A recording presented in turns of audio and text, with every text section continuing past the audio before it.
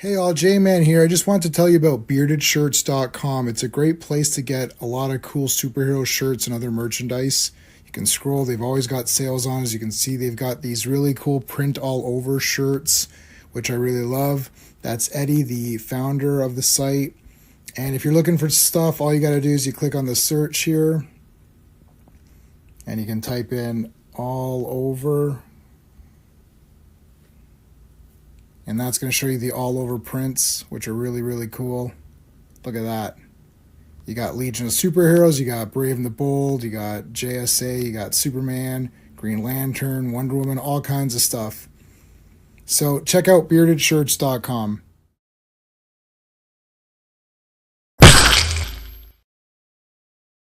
Hey guys, welcome to Days of High Adventure. Today we're talking about Speed Racer from 2008, starring Christina Ricci and a bunch of other people that no one cares about except for her because she's clearly awesome. No, there's other people in this movie too. But anytime that she was on the screen, I wasn't looking at the other people. So there was other people on the screen at some points. Anyways, we're going to have a lot of fun talking about it. It's going to be really good. Let's talk about what's coming up, though, tomorrow. Earth's Mightiest Mondays, episode number 19. We're in the issue 70 to 73. Wow. Crazy stuff. We've got the Squadron Sinister. We've got the Zodiac Gang or whatever they're called. So a lot of great stuff's happening on Monday. So make sure you're there tomorrow, same time as right now. Looking forward to it. It's going to be really cool. The day after, so Tuesday, I'm going to be on Wrestling with Horror. We're going to be talking about Dead Alive or Brain Dead, Peter Jackson's like zombie masterpiece. That's not going to be on my channel. That's going to be on my buddy Pete's channel. So make sure you're subscribed. Link to his channel is in the description. Wednesday, we're going to be talking about Point Break on the Action Elite. So that's going to be a lot of fun talking about that cult classic Point Break with Patrick Swayze and Keanu Reeves. So a great movie directed by James Cameron's 46th or 47th wife. I don't remember what number she was. So anyways, that's going to be a lot of fun on Wednesday. Thursday, we're all going to go see that horrendously garbage Superman movie. I'm so excited. I'm going to rate it fairly. If I go see this garbage Superman movie and it's not garbage, I will definitely tell you if it's not garbage or not. But I think I've made two thumbnails. One says it's okay, one says it's garbage. So I'm pretty sure. I didn't make one saying it's awesome because I'm pretty sure that's not going to happen. But anyways, if it does, I'll spend the time and make a proper thumbnail. Who am I kidding? I just made one saying it's trash. But anyway, okay. And then Friday, the very last episode covering the newspaper strips of Star Wars. This last story on Hoth with most of the bounty hunters score returns, the bounty hunter from Ord Mantell returns. It is bloody epic. Out of all of the Star Wars streams that we've had on these strips, this Friday's is the most Star Wars that you can get. It's awesome. I just finished reading them and they're bloody awesome. Next Sunday, it's all ending next week. Transformers Victory, the final whatever number of episodes it is, because there's filler episodes in there and clip shows. So I don't know how many it is. It's like between 11 and 15 episodes. We are going to finish off Transformers Victory next week. After Transformers Victory, we're going to take a small break because we're going to do Beast Wars next, or Beast Machines. I don't know, whatever the next one is, Beast Wars, I think. Before that, we're going to take a little mini break and we're going to do Brave Star. And I can't wait to do Brave Star. And that all came about because Sean talked about Brave Star. And then if I have to go into my collection and find shit, we're doing it, because I didn't go hunt. I had to go dig and find those Brave Stars. As soon as I found the Brave Stars, I was like, we're doing it, because I just didn't dig these up for my health. In fact, there was a lot of dust, so I probably got some sort of like problems, respiratory problems finding them. So we're definitely going to do Brave Star. Looking forward to doing that. Let's thank the super friends. These are the friends of the channel, the members. So let's thank Dan, Sean, Steven, Brennan, Mark D, RR, who's backstage tonight, Philip Story, S. Fawn, 82, Digger Jim, Just Joe, Quagnar, FK, and GT. Thank you guys. And we're always going to thank Clobberin Times, who's our buddy. And I don't know if he liked this movie. We never talked about this movie, and I don't know if he liked Speed Racer in general, the cartoon. He didn't read manga, so I know he didn't read manga. He wouldn't have read that. But that wasn't very, I think it was only a couple of volumes. It's mostly the animated series. So anyways, thank you to everybody. I appreciate it. Let's start bringing in the folks and we can start taking some speed. Hello.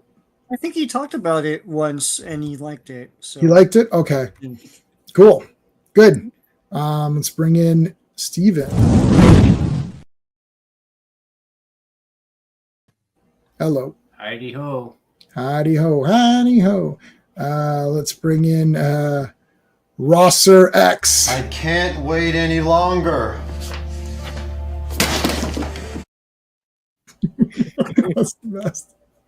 I can't wait any longer. I'm so glad to be here. Yeah, let's do this entire stream as Neil Breen. I like Speed Racer. It is a great movie. Good movie. Yeah. All right, let's bring our special guest. You know him from almost every video and chat and live stream I've done. He's always in the chat somewhere. So now he's here with us.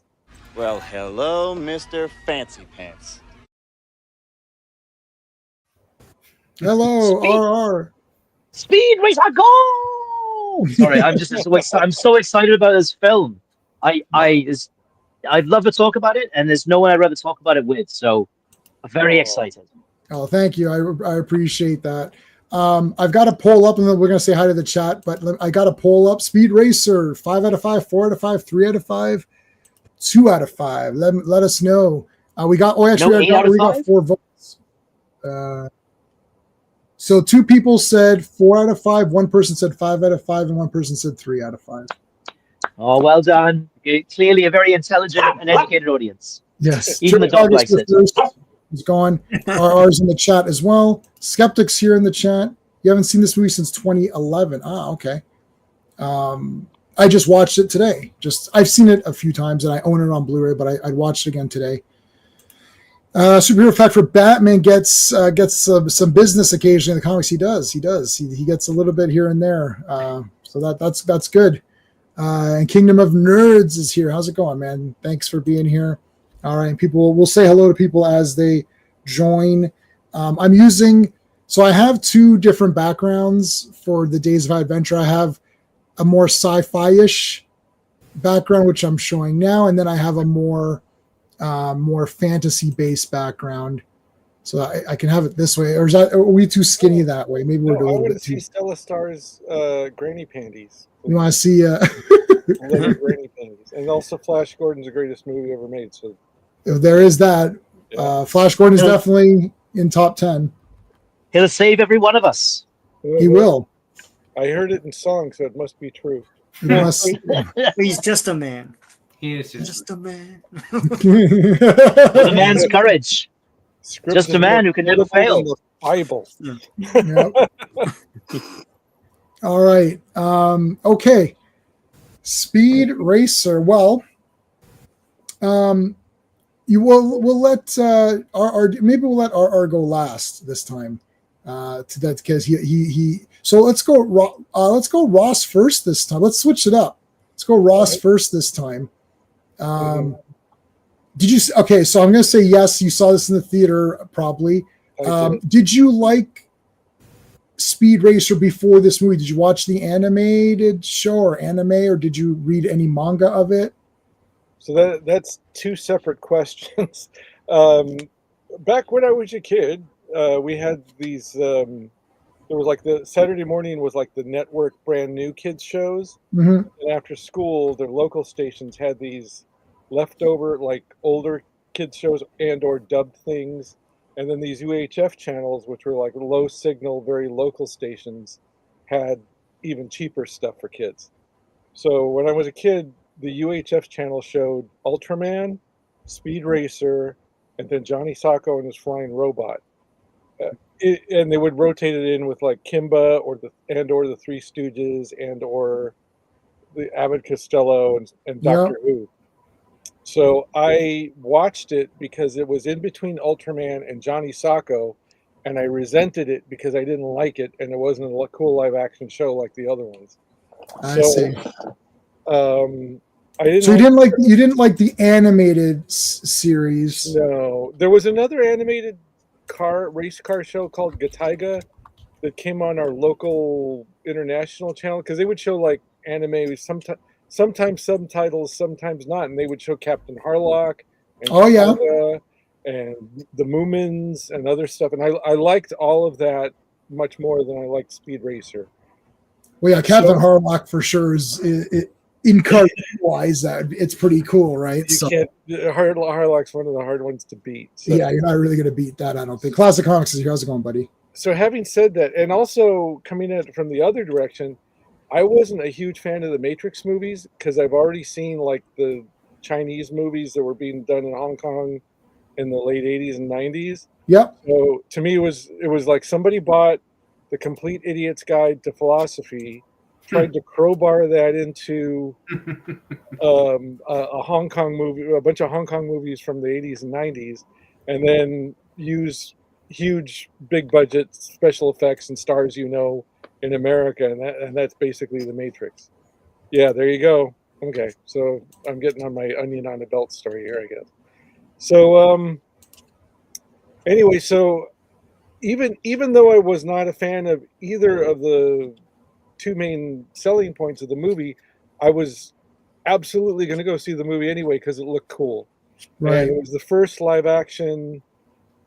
I think it may have been the first live action anime thing. Well, no, that's not true. There was stuff like Fist of the North Star, and I think there were a couple of other like animes that they tried to make into live action movies. Yeah, and Fist of the North Star is like hyper low budget. Like, I mean, Yeah, I like I love it. that guy, and Vader's in it, and that's cool. And I own it, but I mean, it ain't even close No. to that manga. Andrew is here as well. Andrew, man, how's it going, dude? So this looked really different. Like just in the trailers, it looked pretty wild, and I was like such a weeb at the time. There was like whether it was good or bad or whatever, there was like no way I was not going to see this in the theater when it came out. So have either of you, any of you guys seen it in a theater? Seen this in the theater? Speed Racer, yeah. Oh yeah. Well, yeah. Oh yeah, we all saw it. Yeah. All right. So anyway, yeah, it was wild. It was a crazy movie. So I will give it big points for that. All right. So, Steve, Steven, I know there's only one Steven now, or there's, whatever. So Steven, did we see this together? I can't remember. I don't think we did. I think you saw it first, and I saw it after you did. I seem to remember that, but I did see it in the theater. Didn't watch the manga or the anime, or didn't read the manga, didn't watch it, didn't do any of that. Obviously, there were one selling point for me, which I'll get to. The Wachowskis were not, I agree with Ross, was not selling point for me either. Matrix was a good movie. I didn't buy into the hype. I actually thought Down was a better movie than, to be honest with you. You're cutting out a little bit there. man. Yeah. What? I don't know what happened there. We good? Yeah. Okay. Yeah, I didn't care for, like, the Matrix was okay. It was good, but I actually like Bound better than the Matrix. And I couldn't stand either of the sequels. The sequels were just there for the sake of being sequels. But the one big reason for me to see this, other than the fact it looked like a lot of fun, was Christina Ricci was in it. And Christina Ricci has been my childhood crush. So I tried to watch everything she made, even though a lot of it was complete garbage. But this one looked like, better. So I was hopeful for the movie. Right. And yeah, while I was watching, I thought it was terrific. I knew a lot of people wouldn't like it because it's completely bonkers, but that's the reason to like it, in my opinion, is it's a very colorful smorgasbord. It's got a lot of heart to it. And I like all the characters. I rewatched this Friday night, and I hadn't seen it for a while. And I was just taken with the world that was created for Speed Racer. The entire movie was green screened. I know that this was after Sin City, which everyone lost their minds over. Yeah. But I don't think I knew this was one wouldn't be as popular as Sin City just because Sin City was the obvious cool movie and this one wasn't. This Yeah. one was going to need to be a cult classic, and it ended up being one. But yeah, I thought it was a terrific movie right off the bat. But I knew it would be one we'd have to talk about like 20 years later because people wouldn't appreciate it when it was made. Yeah, I got that too. Sean, we had to have seen this together. Yeah, we saw this in theory. Yeah. So you want me to? Yeah. Listen, I never saw Speed Racer before this. It's funny because I don't know J-Man, and even like RR, if you remember it ever airing in Canada here. I watched everything on TV. I don't remember this. I knew of Speed Racer because it obviously was a phenomenon in the States. I remember references to it in SNL. I remember there was a joke about it in one of the Wayne's World sketches. I remember it being mentioned in a Beavis and Butthead episode. So I knew the song and everything, but I didn't know anything about the show. And I guess it was in syndication heavily in the States. It wasn't here. So I finally caught a glimpse of the show on YTV around the time when this movie came out, and I was like 21 or something. And kind of bored by it. I think I had to have like seen it as a kid to be like, oh, it's awesome, but No. I was like, yeah. And I didn't realize, I know it's anime, but I didn't realize it was like 60s anime where it was before all the cool like line art and aesthetics that we're used to, so but anyways, the movie is awesome. So we saw this in a theater. I actually I bought the Nintendo DS game back in the day. Me too. So I have it here. Yeah. And I realized, because I was looking for this, and when I opened it today, I realized I put the movie ticket in here. And it's like, so how much is IMAX now? Because IMAX $27 is how much? 27. Yeah, it's like $14 back in the day. Yeah, it's 27. The total now. after tax is $13.95. Craziness. 2008. Yeah, it's 20. It's like 26.70 or something. It's like double. Yeah. It's nuts. This game, I played the shit out of this. Yeah, me too. I had it on DS also. That was actually pretty awesome. And, Tetris DS were the two best games I had for this. But I when you clear it, it just gives you more tracks. It's not much of a it's not like a cinematic game or something like that. But you could do all the Carfu stuff and everything. You could do the flips. You could do the drifting and stuff. It was pretty neat. The movie I thought was a masterpiece when it came out.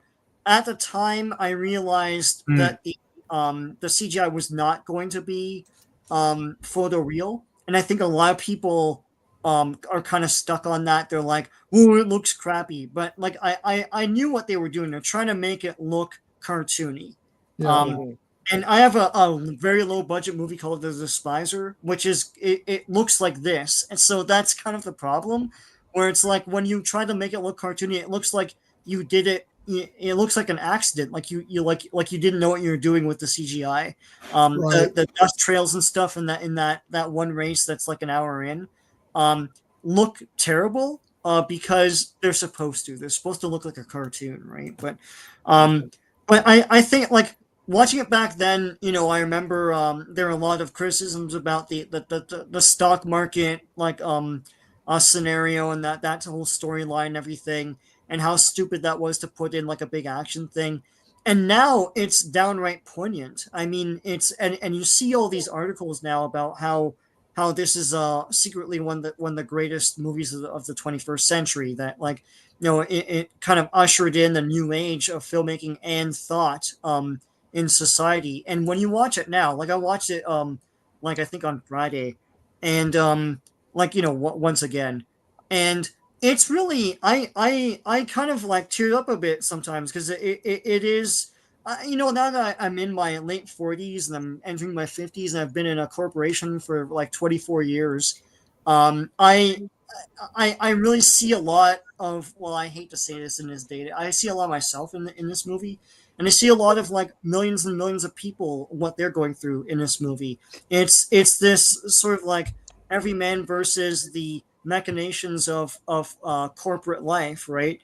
And listen, that runs throughout everything like RoboCop and stuff.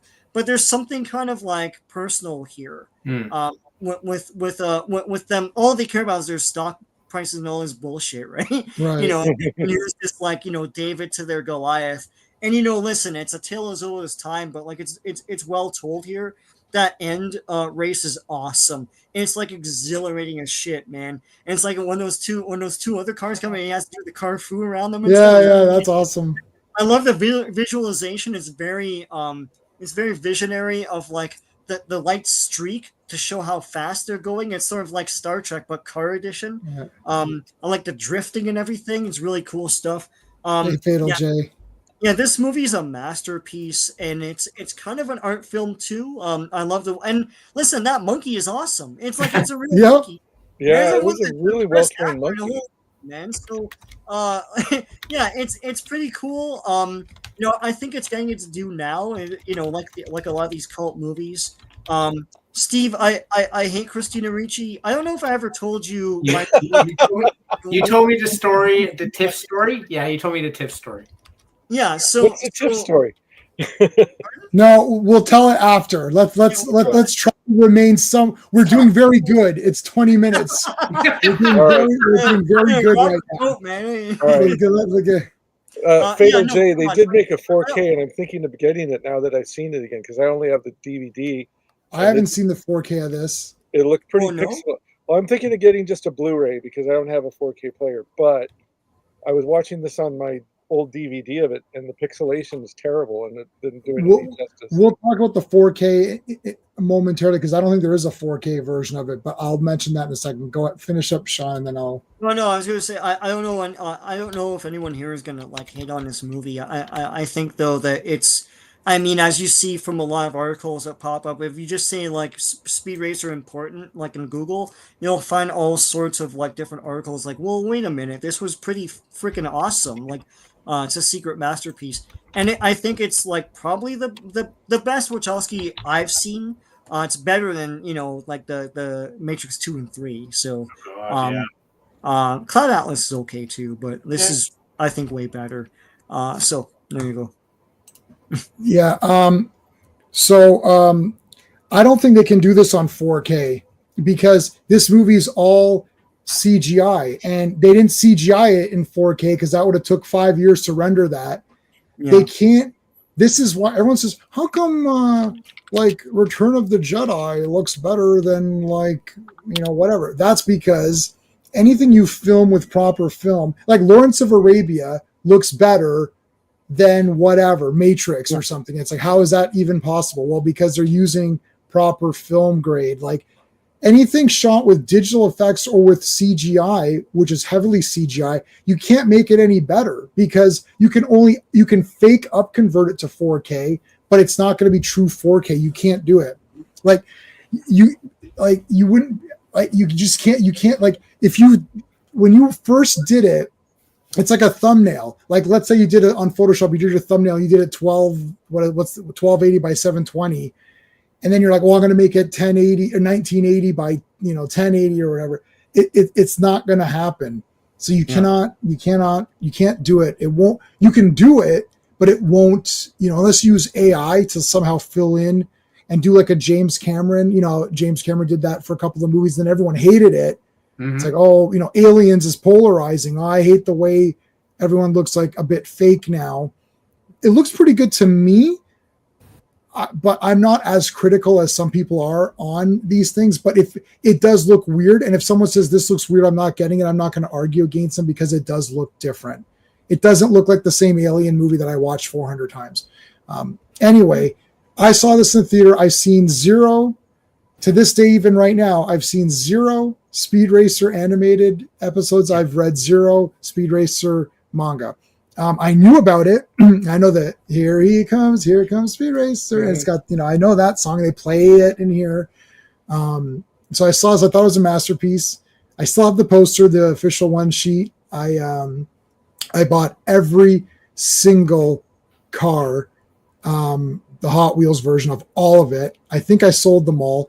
I've got a Mach 5 metal, the metal Mach 5. It's heavy. I've got the metal one on my shelf next to my General Lee. And I had the big Mach 6, and you pulled the spoiler and it opened up. Yeah. And it came with a Speed Racer figure. So I sold that at a toy show because it was massive. And I'm like, I just like, where am I gonna put this? So I kept the poster, which is worth something because it's an original one sheet. And I kept the metal car because I wanted to keep at least something. The little cars I just got rid of. I may have kept like Racer X's car or maybe somewhere it's in one of my, I can go try to find it. But I thought this movie was friggin' awesome. I loved like pretty much every second of it anyways. It was the fights are cool. The races are cool. I do like the story a lot.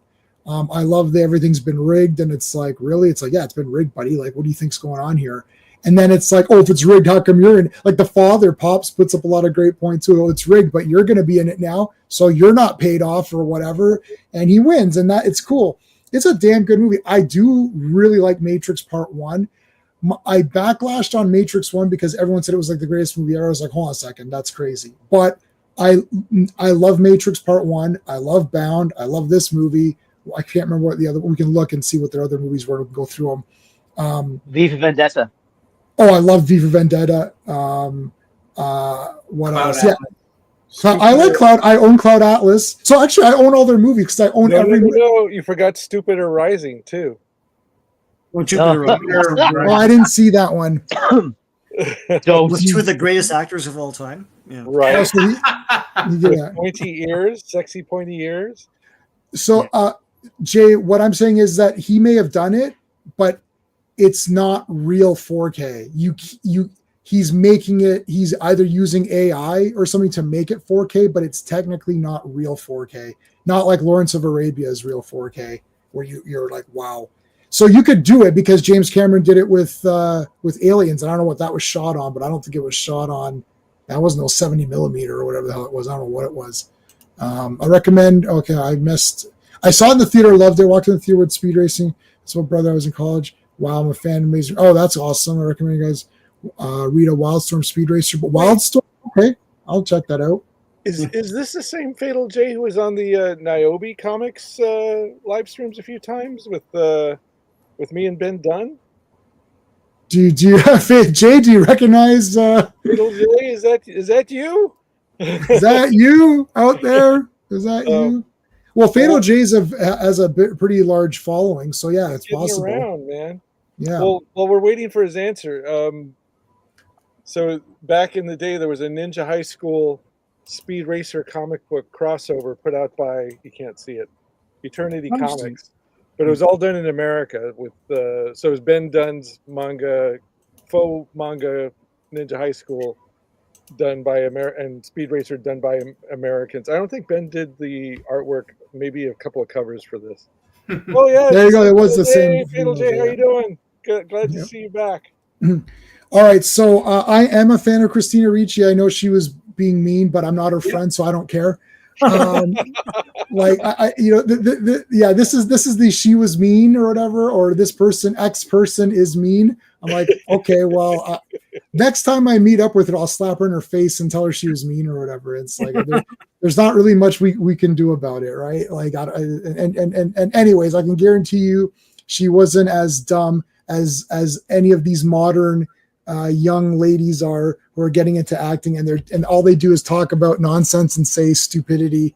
So there you go. Ben did the covers. Yes, there you go. Yeah. Okay. There you go. Yes, awesome. So good. We're connecting all of the fans together. Yeah. So yeah, I love this movie. It's great. Still love it. I watched it again. Yeah, I don't like Racer X is badass. They've got kung fu in it. There's like fighting in it. I think the little kid is funny. I like that he's called Speed Racer. That's his real name, not his fake. This is the thing about this movie, and we'll let RR talk because it was his idea to do this stream. But I'm tired. This is a movie. You know why this failed? Because it's a real movie based on the thing, and it's done in a cool way. People don't actually want the real version of something. This is my actual problem, and and I know this ties in with all the other crap. This is the same thing with Fantastic Four. You don't want the real Fantastic. You know what the real Fantastic Four is? The Jack Kirby issues. That's the real Fantastic Four. Film that. Not your version. I think the costumes should look more like cinematic. No, they shouldn't. It's like they should look like the Fantastic Four. It's like, well, it doesn't look good in the movies. You're fired. Like, I don't think that looks good. You're fired. It's like, I want the real, right? The fans are never happy. Remember, nobody says the Christopher Reeve Superman suit. Nobody says that. They say, oh, that's the Superman suit. Like, when that came out, that wasn't the movie version of the comic. That wasn't a alternate take. That wasn't the S. We're going back to the Max Fleischer S for this one because it's a creative decision. Or we're going back to just the shield formation with just a regular S. They didn't say any of that. They looked at the comics like, well, this is what Superman looks like, so that's what he looks like. Now everyone refers to it as the Christopher Reeve costume as though that's a thing. It's like, no, that's just the real Superman costume. All these other ones are the fake costumes. And then there's arguments online. Oh, should you have trunks? Anyone who says he shouldn't have trunks is a fake Superman fan. It's like, you're a fake fan. You're fired. Anyway, hold on. So this movie is like, you want Speed Racer racing around, fighting guys, colorful comic book. This is a comic book come to life. This is why Sin City is good too. I'm going to read Yellow Bastard next weekend. I haven't read that one, but I read the first 3 Sin Cities. It's exact. Like, if you like that movie, you don't even have to read the comics. It's exactly the comics. Not Robert Rodriguez put his spin on it. It's like, it's the real Sin City comics, just like 300. 300 is the real comic. It's not my version. Oh, I'm going to make Leonidas, like trans or something. It's like, it's the real comic. That's it. If you don't, they pretty much took the comic and used it as a storyboard. It's a storyboard. Yeah.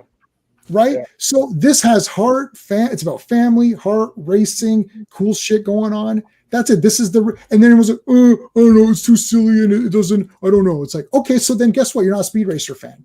Like, if they were going to make Speed Racer right now, it would either be dark, gritty, and black for the entire movie. It'd be 4 hours long and you couldn't see any of the racing. Right? That's what they would do. Desaturated colors. Desaturated colors, right? Look at all.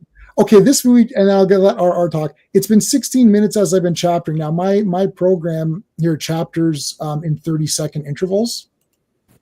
In 30-second intervals, you cannot get anything. Like, scenes are complete. So 30 seconds from this point to this is 10 seconds ago. It's like there is no scene that lasts more than 10 seconds. It is so fast. It is Speed Racer. It is just race. You're like, okay, whoa, holy crap. Like, it is, and every shot is crazy. Okay, RR, go ahead. Wait, before you go to RR, since you're the guy who hasn't even watched the cartoon, let me add this. This is, so we'll get to it later, but I listened to a few YouTube videos about this before I was talking to you guys. And one of the things that was said was about the old show, and they played the original Japanese theme song, and the original character's name did not directly translate into Speed Racer. Was all. So this isn't Speed Racer from the anime. This is Speed Racer from the American translation of the anime. So all the goofy things that they did in the poorly translated and dubbed version, with the characters being called actual name being Speed Racer and Pops Racer and Mom Racer, and the theme song that they used from the 60s and all that. That's what this is. Yeah, it's what Wachowski's watched. Like, this is what they wanted to bring. This is the Voltron versus Golion. Like, do you want Voltron, or do you want a Voltron live action, or do you want Beast King Golion live action? Because your generation wants fucking Voltron live action, right? And with this one, what we got here is still 1,000 times more colorful and faster moving and interesting than that cartoon. So if you're comparing it to the cartoon, the cartoon would have been an even bigger failure if they had kept it faithful. But at least this was an attempt to be like the Lego movie version of Yeah. The Into the Spider-Verse version of Speed Racer. Yeah. This is the Wachowskis like childhood Speed Racer, which is the not Japanese. I haven't seen I haven't seen either. So Right. it's what they watch. So if they were making Voltron, they would have made Voltron. They wouldn't have made Beast King Go Lion. They would have made Voltron. But you still like everybody's recognizable as a thing. Like the colors are there, so the visuals still look like it. Oh, I'm a visual person. If I don't see the proper Fantastic Four outfits, it's like this isn't fantastic. I can't make the connection. The casting and the costumes in this movie are amazing. Yeah, it's awesome. All right, RR, you wanted to do this stream. Yes, indeed. So what's going on? You hate this movie. Turn up the sound, sir, because I want to hear what you have to say. All right. So I've got I was listening to everybody. I sort of boiled down 4 key points. So the first one is this: that I knew this was the right place and you were the right people to talk to about this film, because everything that Stephen and Sean said, was in my mind as well. The corporate aspect of the film, what it's about, the themes in it, what the ideas it explores, that it looks cartoonish because it's meant to be a cartoon. And it was a film that I think was terribly, it's flawed, right? It's got some flaws in it, in its structure. We'll talk about that later. But it was terribly misunderstood. And I knew, as Stephen pointed out, it would be a long time before people recognized its greatness. And that we could talk about it in a way where we appreciate what it was trying to do. Misunderstood is the word I used to describe it the most. So that was my first thing. But I knew you were the right people because you would get it. And show everything Sean, Stephen, you've said, and Ross said, you get this film, right? So I'm really glad we had this opportunity. Second thing I just want to say is the Wachowskis are thieves, right? The Matrix is stolen from a ton of sources, including Grant Morrison's Invisibles, right? But the thieves they may be, but occasionally they have moments of greatness, and this movie is one of them. So I don't want to slag off the Wachowskis too much. What else did I want to say? I grew up, so I'm old. I'm probably one of the oldest people here. So I'm 54. So when I was growing up, CGI wasn't a thing. So I'm used to, I was used to the crappy CGI of the early 90s. And so it doesn't bother me. I don't care, right? So the look and feel of this film worked fine for me. I loved it. And I guess the last thing, which I don't think anyone's touched on yet, but what hit me about this film really, really quickly was this movie is almost a perfect hero's journey. If you look where it starts and you look where it ends, it is almost a perfect hero's journey. And those scenes with Speed as a child really contribute to that idea and set up so much of what will happen later on. And that unfortunately is one of the movie's flaws in terms of its incredibly exposition heavy in certain parts. But the hero's journey in this movie is really, really strong one. And as Sean pointed out, the villain isn't some, dark lord or dragon or monster or evil, or it's an evil empire, but an evil corporate empire. And that is something very real, something that really resonates with people in the real world. And it is a masterpiece. You could easily take the guy who runs the corporation. Yeah, exactly. You could take the guy who runs the corporation, the guy who's like cosplaying as Tim Curry. I was going to say he is so. No, he's in 4,000. He's in 4,000 movies. Yeah. Oh, Roger Allam is an established BBC actor. Yeah, big time. You could take the sport and move it into wrestling and have that guy play Vince McMahon. And it would be basically the same thing about this evil corporation that's built up this sport and it's all rigged and and it's like this one Rey Mysterio guy is gonna go in there and actually wrestle and actually win, honestly and through skill and strength of his will and everything else. So the story is pretty applicable to a lot of things. Yeah, I think the Wachowskis. Okay, how about this explanation? It's a love letter to Wachowski's love letter to Speed Racer versus how are they going to adapt this? Because I think they know that that cartoon. The problem is the audience for this movie more likely than not hadn't watched this cartoon. This happened with a few of these movies where thanks Fatal J, I really appreciate the super chat. Thanks, Jay. Not see her in the passenger seat. I know, that's why I left it on this. That's why I left it on there. Well, I half joke about it, but I had an incident with her and Adam Goldberg, so whatever. That's hilarious, though.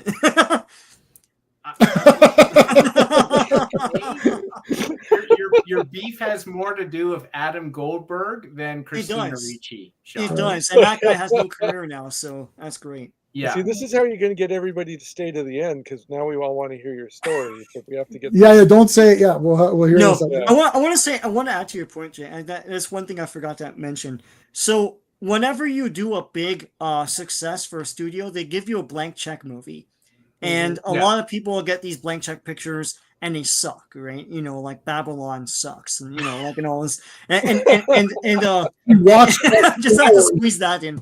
But so anyway. But no, but Speed Racer was basically Wachowski's blank check movie. It's like they made the Matrix trilogy, and they're like, do whatever you want, like whatever the budget, I don't care. And to their credit, this is the movie that made me respect them a lot more. Yeah, because I didn't like Matrix 2 and 3. They listen. This wasn't my thing. I didn't watch this cartoon, but they loved this cartoon and they made it to the letter and made like and put a lot of creative thought and energy into it, and realized everything.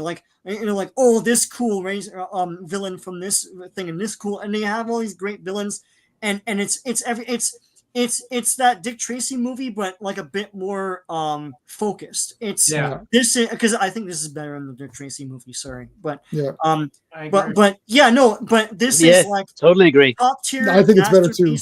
Of what they're trying to of a cartoon they loved, and nobody has really done that since. It's like and we that was my point. We're bracing ourselves for the Superman thing. Because they don't. So Sean. Yeah, Sean is great at articulating stuff and like bringing it down into like a concise. He's like a good like essay writer. Like you tell him, and then he'll put it together. Nobody sat there and said, you know what? I love Superman. I'm gonna make a damn awesome. I'm pumped for this. I'm gonna make Superman. It's gonna be badass. Same with Star Wars. Sean and I talk about this on our stream all the time, or you've heard us rant about it. Star Wars 43 minutes. No, there's nobody out there that's pumped up. The fact that the Wachowskis are told, hey, look, you guys got your billion dollar Matrix movies. Thank you for those. We appreciate it. Why don't you make whatever you want? We're going to make Speed Racer. They're probably like, okay. No. Actually, J-Man, let me stop you there. Yeah. So I listened to a bunch of video, so I started watching the movie, and I had a hard day at work, and I was kind of hating it. And I was like, I don't hate this movie. What? What's wrong? No. I have another heel turn on this one. So I was like, what's wrong? So I stopped it. I went to bed. I got up in the morning. I listened to some videos about the making of it while I was eating breakfast and getting stuff ready. Then I watched the end of it, and then I freaking loved it again. So one of the things that they said was that they were like the 5th or 6th crew that was brought in to make this movie. They had like other directors. There was like a long line of A-list directors stars who started making this movie and couldn't see it through. And they came in and they said, Speed Racer, we know what this is. Hell yeah. But they also wanted to make this anti-capitalist story film in there too. And they were excited that it was going to be for children. So it was going to get into their little kid heads at an early age with this anti-capitalist message. So that's what this movie really is. And again, if you've seen the Speed Racer cartoons, they're as boring as hell. And that's not just my bias that it's in between Ultraman and Johnny Sacco. I've seen them since then, and especially when the movie, and Speed Racer wasn't that big in America. It was just something everybody knew. So it wasn't, but like people who were into anime, it was kind of like, yeah, we'll put it at speed. We'll let Speed Racer in the club because it's Japanese, but we're really into Space Cruiser Yamato. We're really into Yeah. Voltron. We're really into whatever until like actual anime got dubbed or subtitled and brought out. Like Robotech. Robotech was probably I was just gonna say Robotech. yeah. So Robotech. Robotech was the ground zero of the anime that we know now, that fandom. But like they kind of let Speed Racer in the club because it was Japanese and it was known. So it's not this. There wasn't like this huge Speed Racer fandom that they felt that they had to service and be faithful to and make happy. They took the images and the way the casting and the costumes and the set dressing and the music and the song.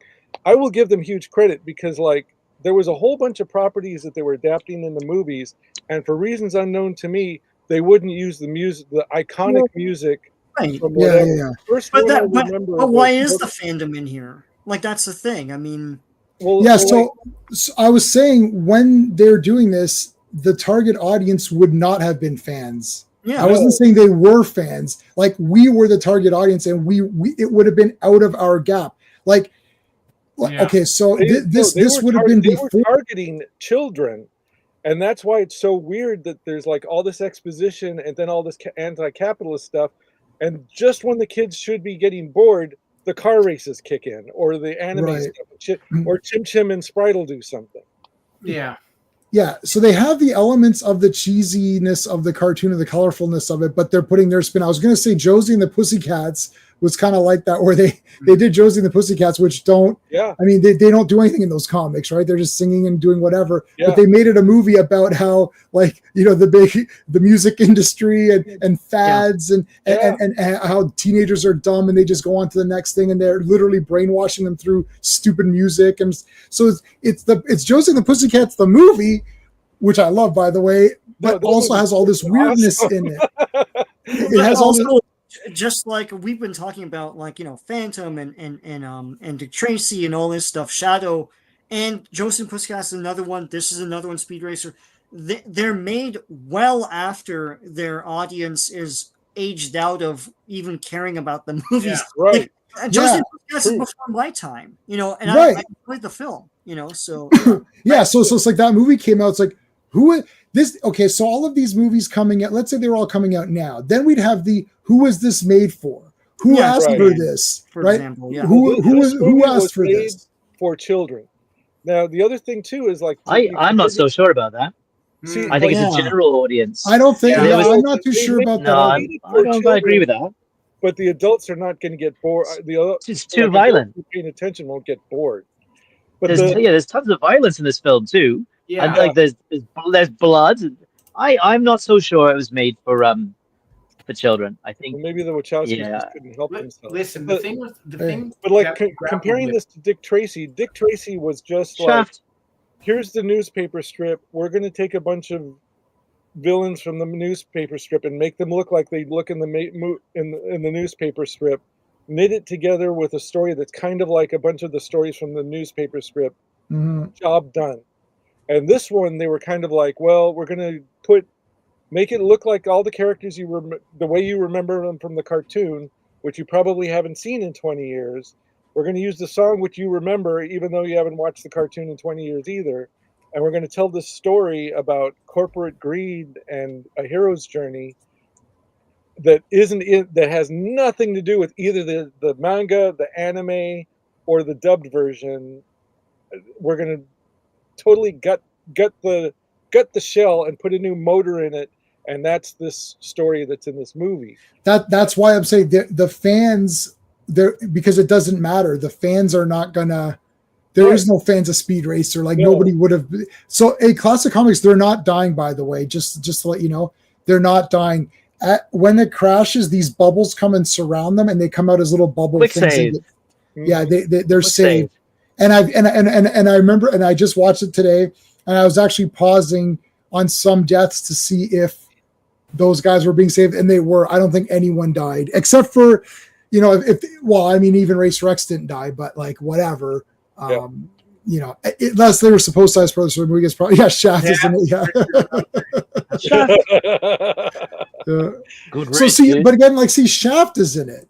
Shut your Now mouth. the reason I'm bringing this up because that's another clue of like they're making it for people who kind of like, hey, that's cool. Shaft is in this, right? Like who's gonna like little kids aren't gonna really understand that that's a neat thing to have in there, and so that's kind of another weird thing. Mhm.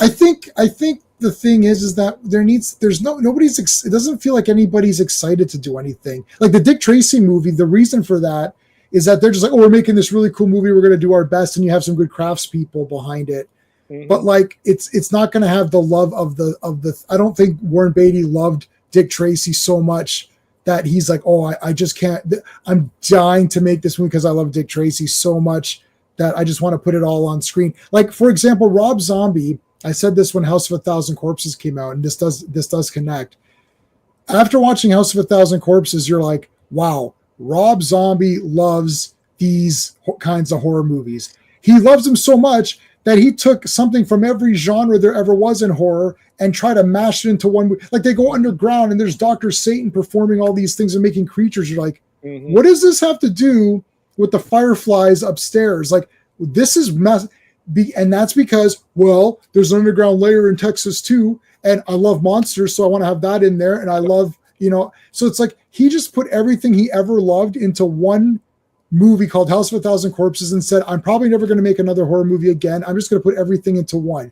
So the thing is, like, watch that movie. I was like, Rob Zombie sure as hell loves these horror movies, but he also is not a great filmmaker because he really couldn't really like put the, it's almost like, he couldn't. It was an expensive fan film. It's an expensive fan film. Well, here's the thing, though, guys. Like, we're talking about this movie being made, but people aren't looking to make movies anymore. They're looking to make empires. Right. That's why we have this DC.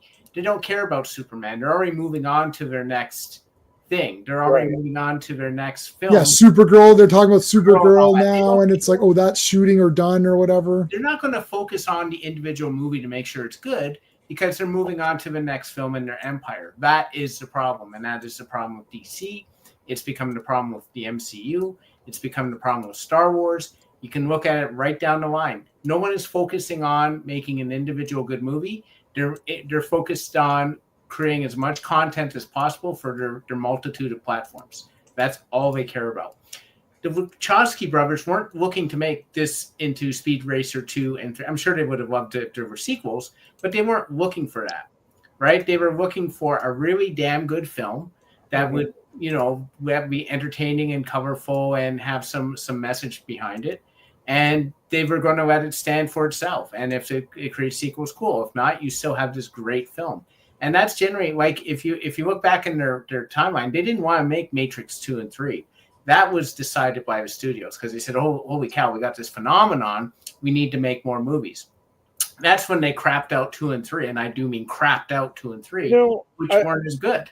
Okay, I'm not going to go into it, but I actually like Matrix 2 and 3, but not nearly as much. I have huge problems with them, but I don't think they're the dumpster fire that a lot of people make them out to be. But I don't think they are either. If you look at them now, they're Shakespeare. Compared to anything that's come out. My thing is that at the end of the first one, the guy's got he's basically Superman in the Matrix. Right. And then all of a sudden, part 2, it's like, okay, there's this great kung fu scene. You're like, but you're Superman. So why is this like, can't you fly? And like, can't you why? And then at the end of that fight, he flies off. I'm like, or you could have just flown before. Like, it's just the little things like that. But I don't hate them at all. Monica Bellucci's in it. So therefore, it's automatically got some, like value. Yes. So I have all 3 of them, I think, on 4K. Matrix 4 is a disastrous garbage shit dumpster fire, and that's a garbage movie. But I do like the other 3. Wait. Did they make a 4th movie, J-Man? Yeah, Resurrection. This is your big chance to say no.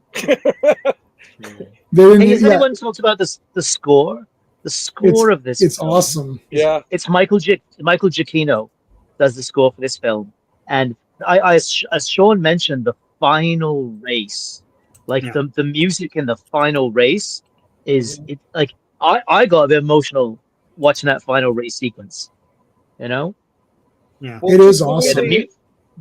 the hero score that he came up with, and he also did John Carter, which makes him a god in my book. They also integrated the theme song from the cartoon in all kinds of different ways, and then there's like a 10-minute version Yeah, they at the do. end of the movie that's like freaking amazing with the music video with the kid Chim Chim doing shit and all that. It was so entertaining. The music was like hugely entertaining.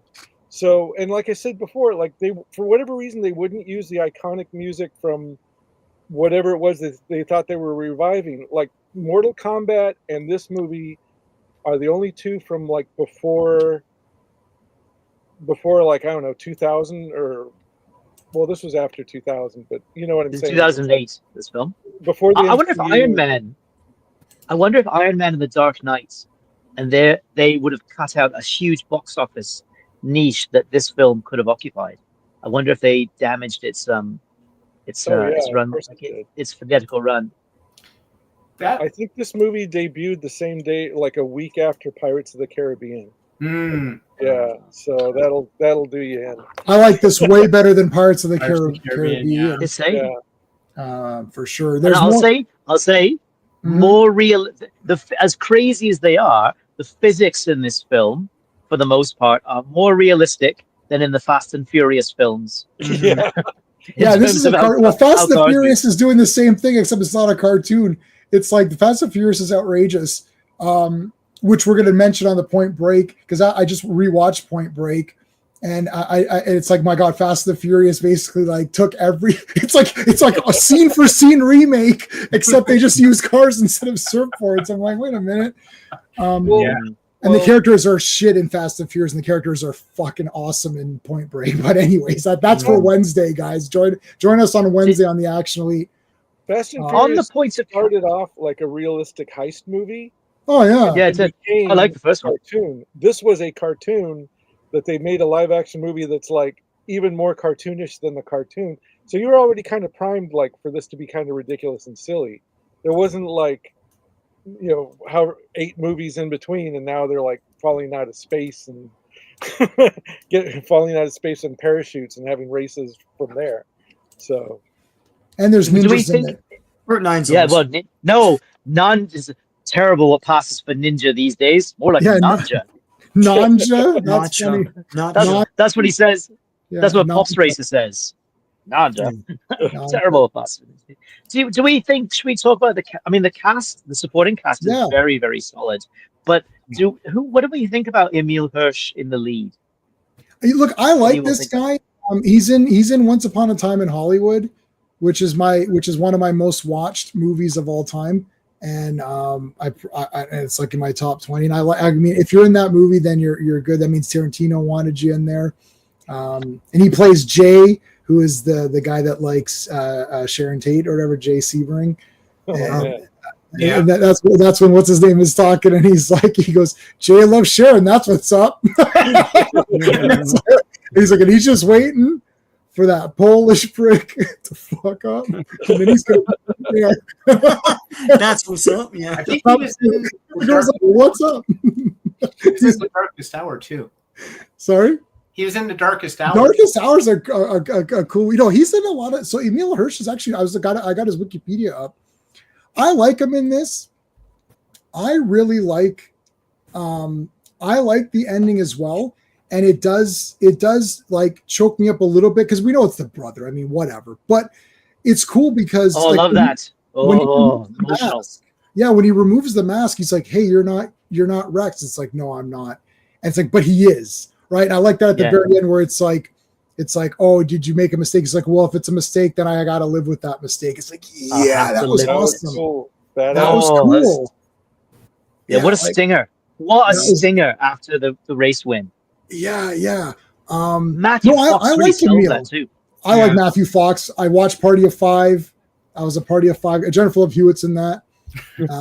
We should do He sells it, this movie, Matthew Fox, in that role.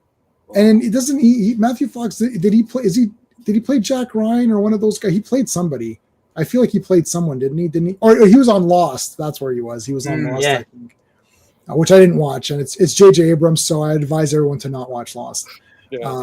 It has moments. It has We know how moments. it ends. That so it's fine. even so, it must have been stuff that JJ didn't have anything to do with. JJ was on vacation, and someone wrote something good. No, Did a good one. he's good at setting up the mystery box, and then you get to the end, and Mm. it's like, oh, they're all dead. Yeah, I don't like I never- every time they have these mystery boxes where people say get a mystery box every month. It was like it literally. I'm like I can never do it because it reminds me of J.J. Abrams, and I just can't support. I can't support it.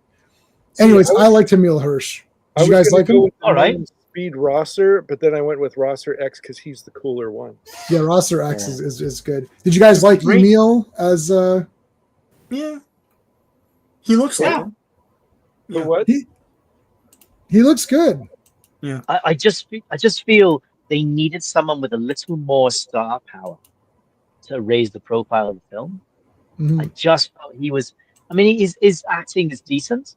This is not Hayden Christensen, in Deliverance, right? So his acting is decent, but to me, he lacked a little bit of star power, and I'm not sure who the correct casting would have been, because you have to have an actor of the right age and the right look.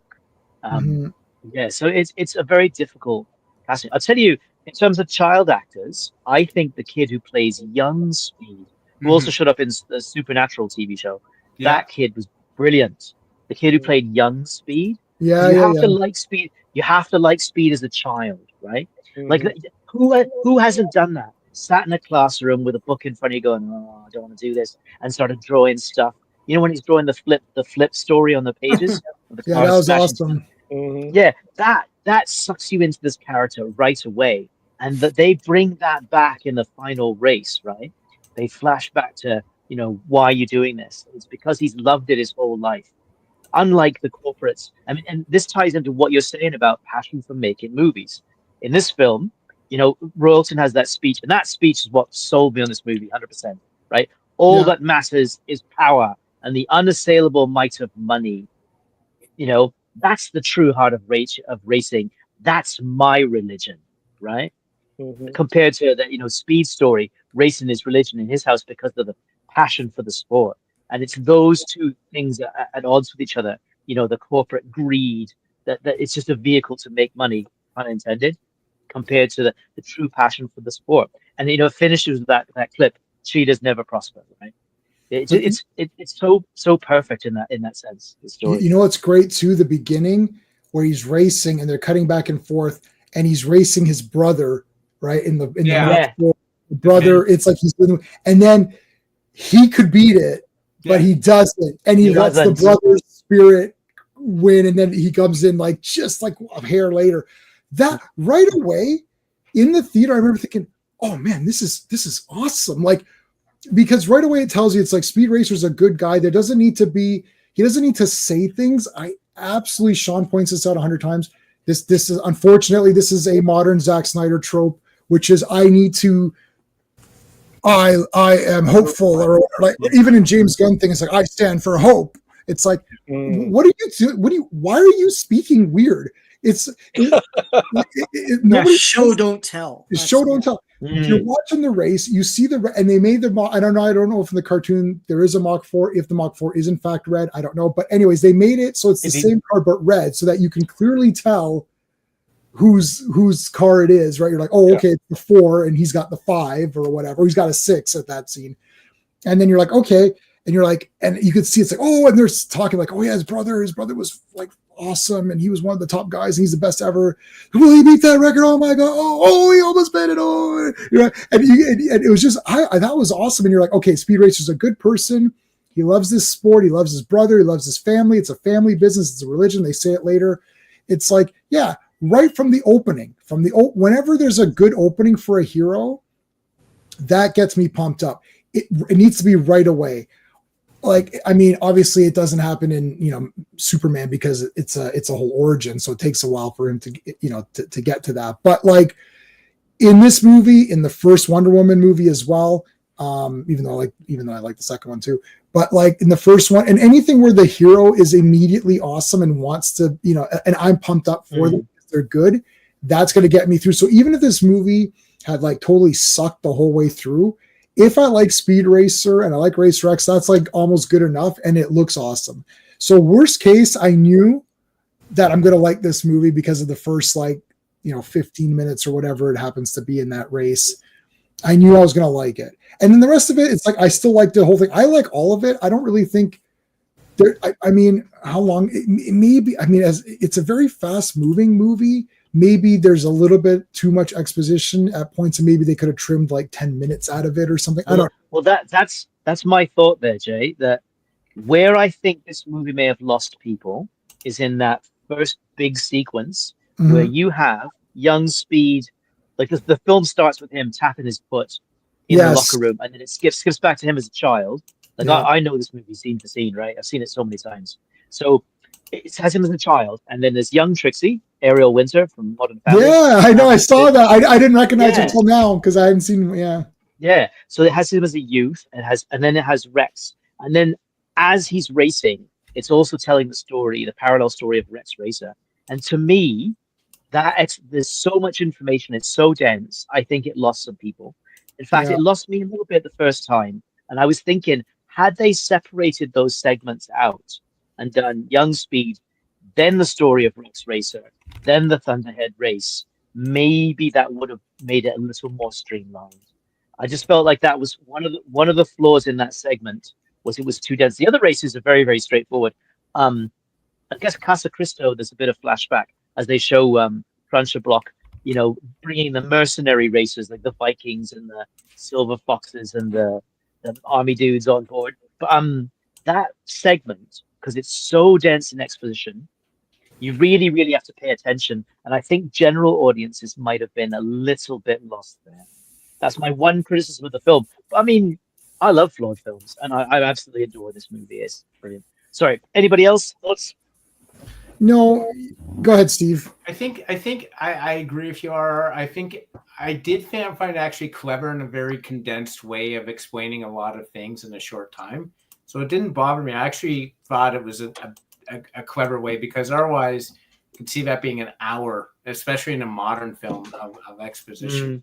So I thought they did a good job. One thing I do think, and I'm sort of agreeing with a point you made earlier about the young child. The younger actor was so charismatic as Speed. Emil Hirsch is not that character. And I think there is a disconnect between adult Speed and young Speed. Because if you look at young Speed, go ahead. No, keep going. You're on the money. Go, you roll. Hey, Daniel. He's fidgety. He's very, I want to be with you, Rex. And he's showing he's got the socks and all that. And he's being goofy and he's just racing off. And that's how he meets Trixie, who, by the way, is a child, Ariel Winter. I don't know if anyone knows that. And, he's very earnest, and he's very much like, he's charismatic. He's very much like a dreamer. And I don't think Emil Hirsch portrays dreamer. I think Emil Hirsch, and you can say, he lost his brother by this point. He's become an adult. He changed. But he changed a lot. And he changed so much that it seems like two different characters. I like Emil Hirsch in this. I think he's terrific at Speed. But if anyone says to them, he wasn't as charismatic, especially if you line him up with young Speed, I agree with that. He definitely does not feel like the same character as that kid. Now, I think that's the point, though. I think you're right, and I think they wanted that. Yeah. I actually think they wanted that. It's like that was the kid to get him to the point of him loving it. But when his brother, he loved it more because it was something he loved, but also because his brother loved it. Yeah. And when he lost that, he lost part of himself. And now he's really damn good. He's really damn good, but he doesn't have that silly, a carefree attitude. Go ahead. Hang on. And by the way, I should have said Steve Racer go.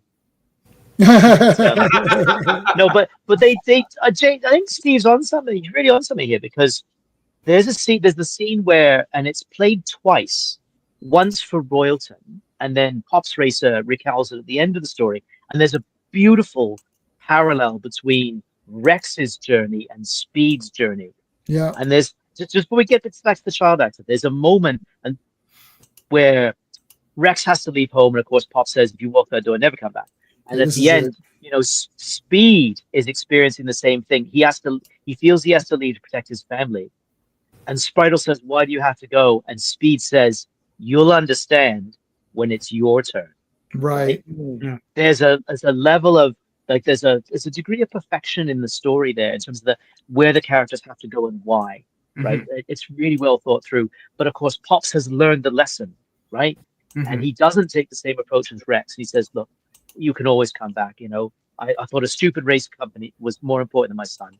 Yeah. But as far as the child actor goes, right? They have that scene, John Goodman and the child actor together, where John Goodman's still traumatized by Rex's death, and they're watching the 43 Prix, right? The Ben Burns, their favorite race, right? They're watching it together, and they rediscover their love of racing together. And I think that shows that love of racing, that joy was still in that character, and maybe Hirsch was a bit too subdued, and perhaps could have been more enthusiastic. Yeah, because he's very laid back.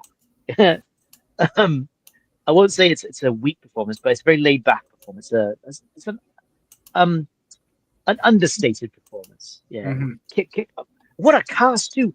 International cast. You got guys they used in V for Vendetta, a bunch of Australians, Germans. It's a fascinating cast. Oh, it's a crazy cast, especially like going back to Sean's favorite actress, Christina Ricci. One of the reasons I like this movie is because she plays a different character than I'm used to her seeing. She's usually like, the dark, the sort of Wednesday, not that innocent, I'm not that innocent sort of character, like the very jaded, world weary character. Like, I think of like Buffalo 66 or that movie she did where she was the blonde. I can't remember the movie. It's a terrible movie, but she was in it. It was her first, non-Disney movie. But this one, the Black Snake Moon. That's the one where that's Black Snake Moon. But this is before then. It was like The Truth About Sex or something. I have no idea. Yeah, it sounds awful. What was that called again? No, but like a terrible movie. Let me confirm. But it's not the truth. It's like that, but I don't remember. I see what you're saying, Steve. This is a very different character for her than this is almost like back to her Casper days. I like Casper. I actually really like Casper. And I thought she was awesome in it. Well, and holy shit, she looks like a live action version of the cartoon character. Yeah. With big old eyes and everything. Yeah. John Goodman, great, great in dad roles. Great TV movie dad. Yes. And then, though he was the coach in Revenge of the Nerds, and he wasn't so cool in that movie. Let me let's take a look at the cartoon for a second. Speed Racer. Sorry, the opposite of sex. That was the movie I was trying to okay. Yeah, actually, he does that pose. And actually, that pose in the animation, it's like it's crazy that they actually animated a rotating shot around him doing that pose. Yeah. And then they did that with the camera in the movie, just like hell yeah, when he wins the Casa Cristo. He leaps from the cockpit and he does the arm, the fist pump across his body. Yeah. Yeah. I mean, there was a real passion for the subject matter, and that really comes through. They knew exactly what you'd want to see in a Speed Racer movie and gave it to you. Yeah. But then like the racing scenes are like so far beyond anything you would see in the cartoon from back in the day. I mean, look at that. That's Christina Ricci right there. Yeah. Yeah. Trixie. Cool beans. Cool. Yeah, I don't remember Cool Beans being from the cartoon, but I don't remember that much about the cartoon. So yeah, here's Go is 5 in Japanese. Yes. It's the number 5. So it's the Mach 5. Get it? Yeah. Psychological. Get it? No. That's from something else. It's like poetry. It rhymes. Speed Racer. It's like poetry. It rhymes. Oh, this is what I had. So I had this. No, that's not the one I had. No, it's yeah. They made so many. I had this. This is what I had. Oh, that crazy thing. Yeah, that's Yeah, cool. I had this. And So like Johnny Depp was originally like signed up to play Speed Racer at some point too. Yeah, I was looking at that. That was like that long. You saw that long list of people that were going to do it before the Wachowskis came along. So A little bit too old. Oh, what's that? well, I mean that's like 20 years minus how many. Yeah, how when old they were is gonna he do now? it, he wasn't. Yeah. And he looks younger than he actually Oh, is. were those McDonald's toys? Scroll up. Your choice. Is that Burger King or something like that? McDonald's. McDonald's, yeah.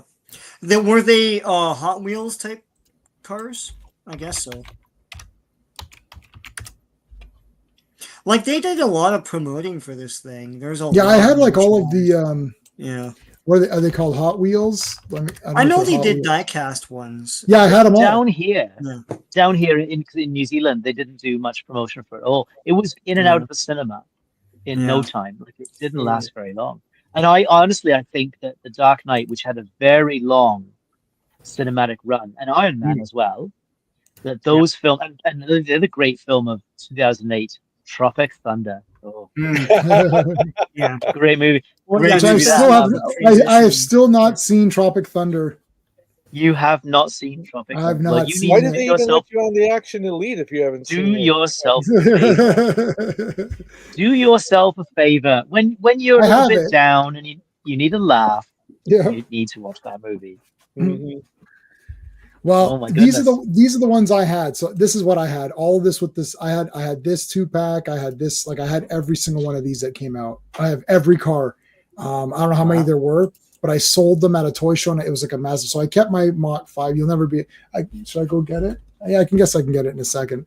But like, yeah, I had all of the cars, and then I think Speed Racer poster.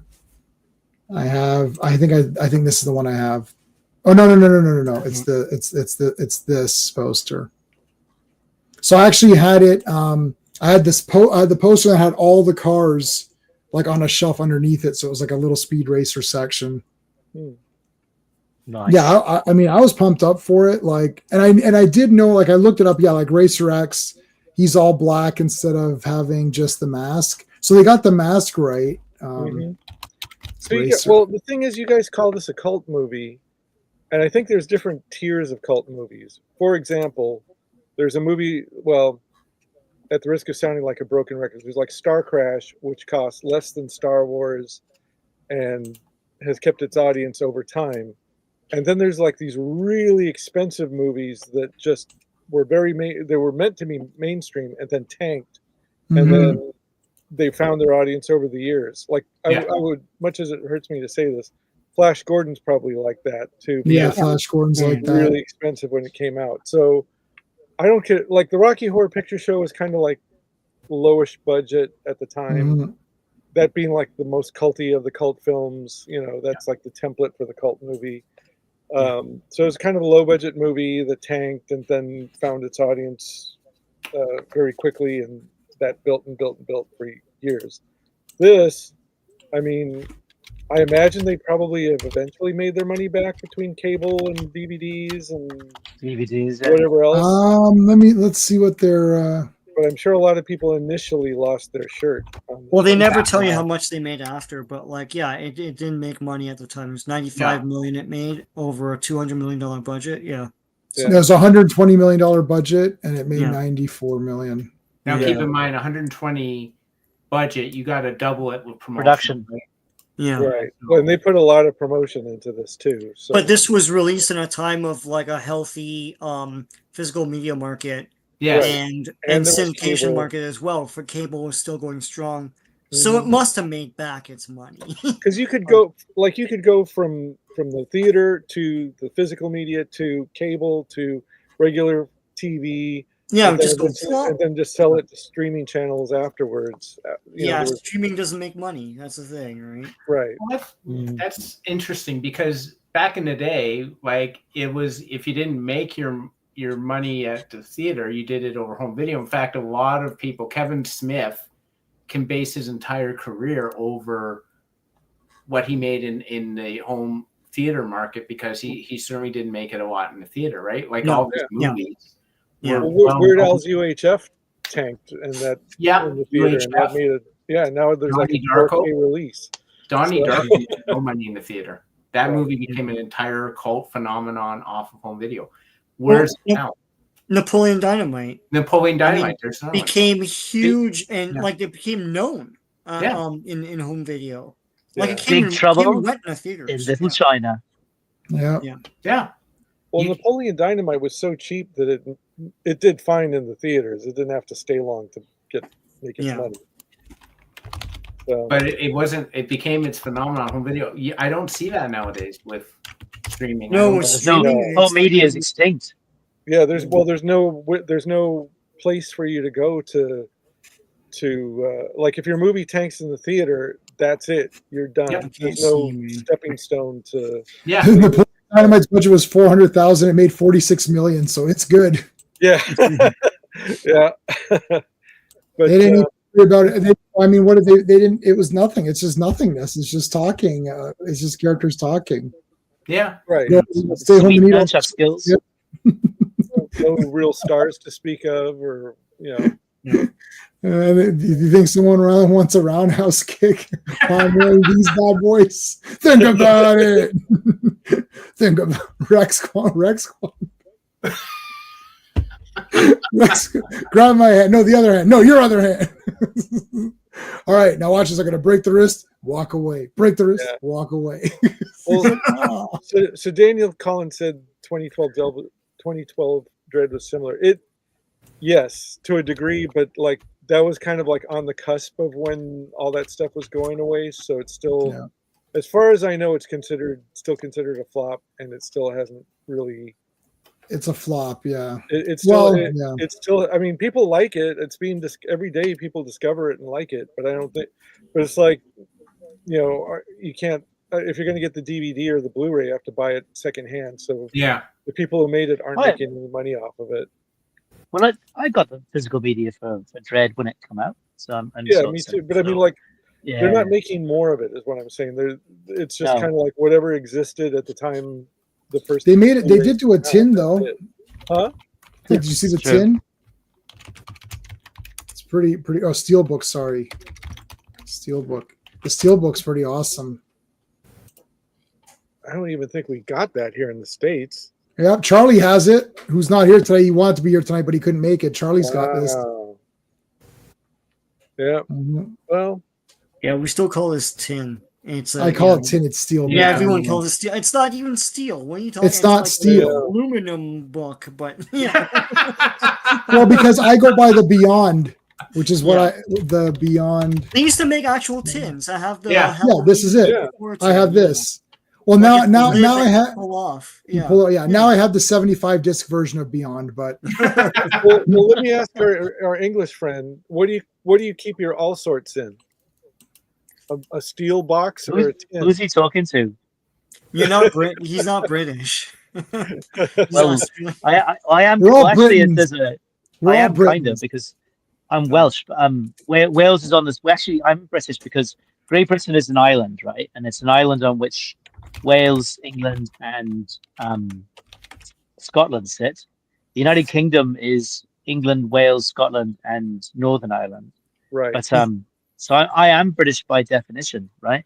My father was English, so that counts. I don't. But I live in New Zealand, so I don't eat all sorts of that. I get this. I get the same crap from the guys on the 2000 AD podcast, because there's an English guy and an Irish guy, and when I say, "Oh, an American movie with a British accent," somebody's got a British accent.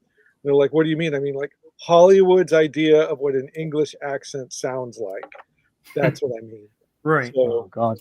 But I know you're, whether you like it or not, you're attached to England, so therefore you're British. You mean the Dick Van Dyke accent from right? Yes, the greatest English accent of all time. Oh my God! All these Mary Poppins haters. You guys everyone likes Mary Poppins. It's fine. Yeah. Speed. So let me look at the Speed Racer. Take a look at the manga for a second. Anyone got what's your favorite action sequence from this film? Because the races really are. How many races are there? There's the Thunderhead race. There's Fuji, which is connected to this Royalton speech that he's gonna There's bail out. 4, right? Yeah, Is well, there yeah, they're 4? right. There's the Casa Cristo, Yeah. and then there's the final race. There's 4 major races, and there's in terms. Oh, there's also the action sequence where Racer X is chasing down. He's trying to rescue Tejo from. That was Punch-Up. awesome. That was cool.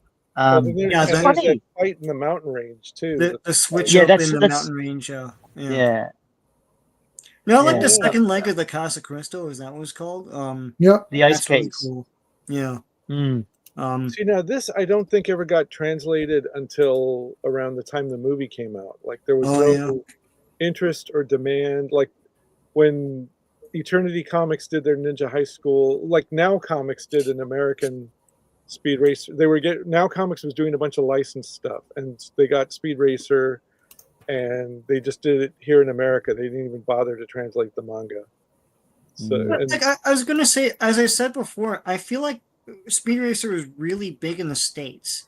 it wasn't, Like I wouldn't no, say it it was wasn't. big here. We only knew about it because we would consume American shows that reference this.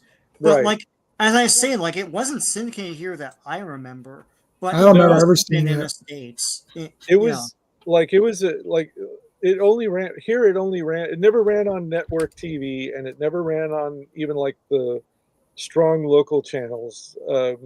It ran on a UHF channel, which was Right.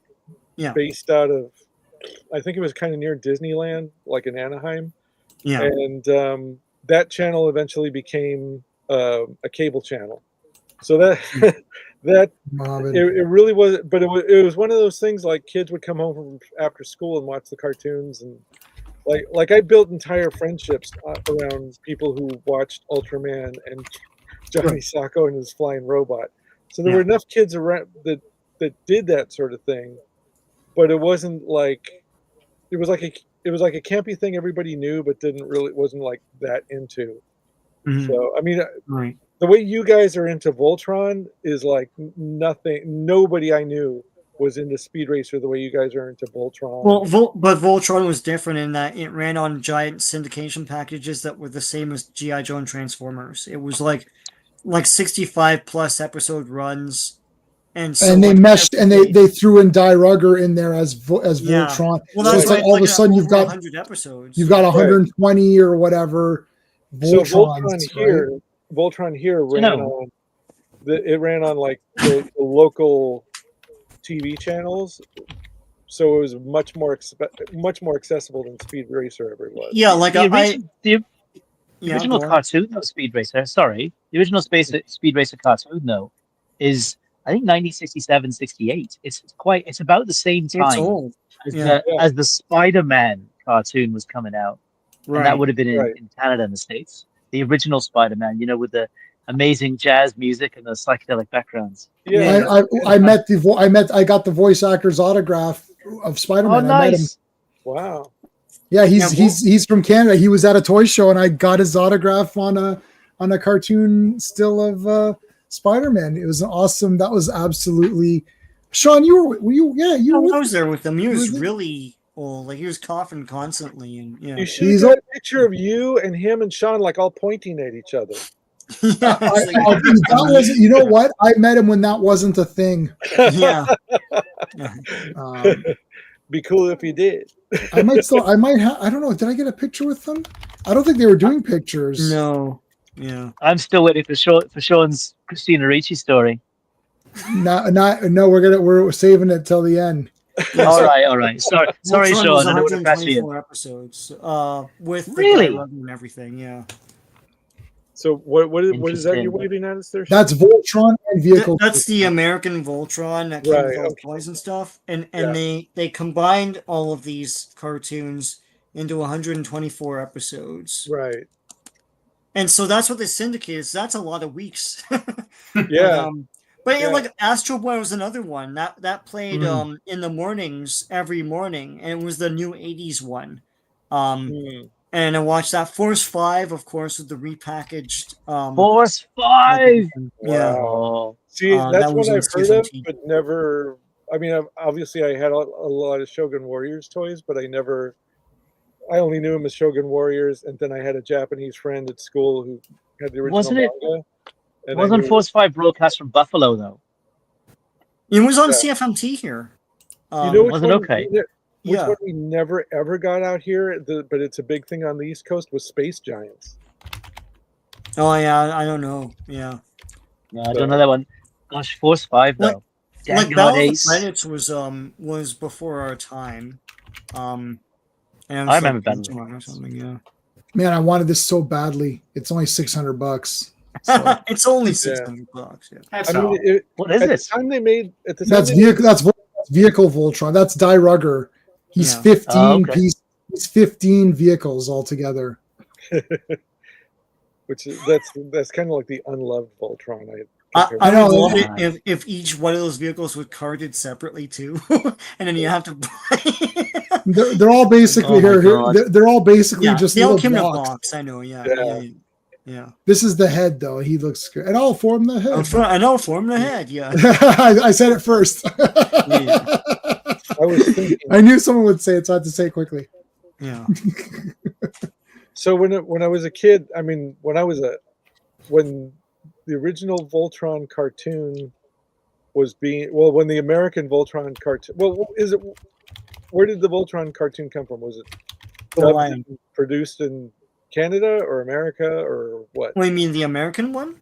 I don't know. The English language Voltron. Was The that English done here? language one is probably America. Yeah, because Okay. Peter Cullen's in it. So So when it aired on our international channel, there was a Japanese toy store in a few miles away from here called Pinocchio Toy Shop, and they would run commercials on the UHF channels, which was like super local, and they would.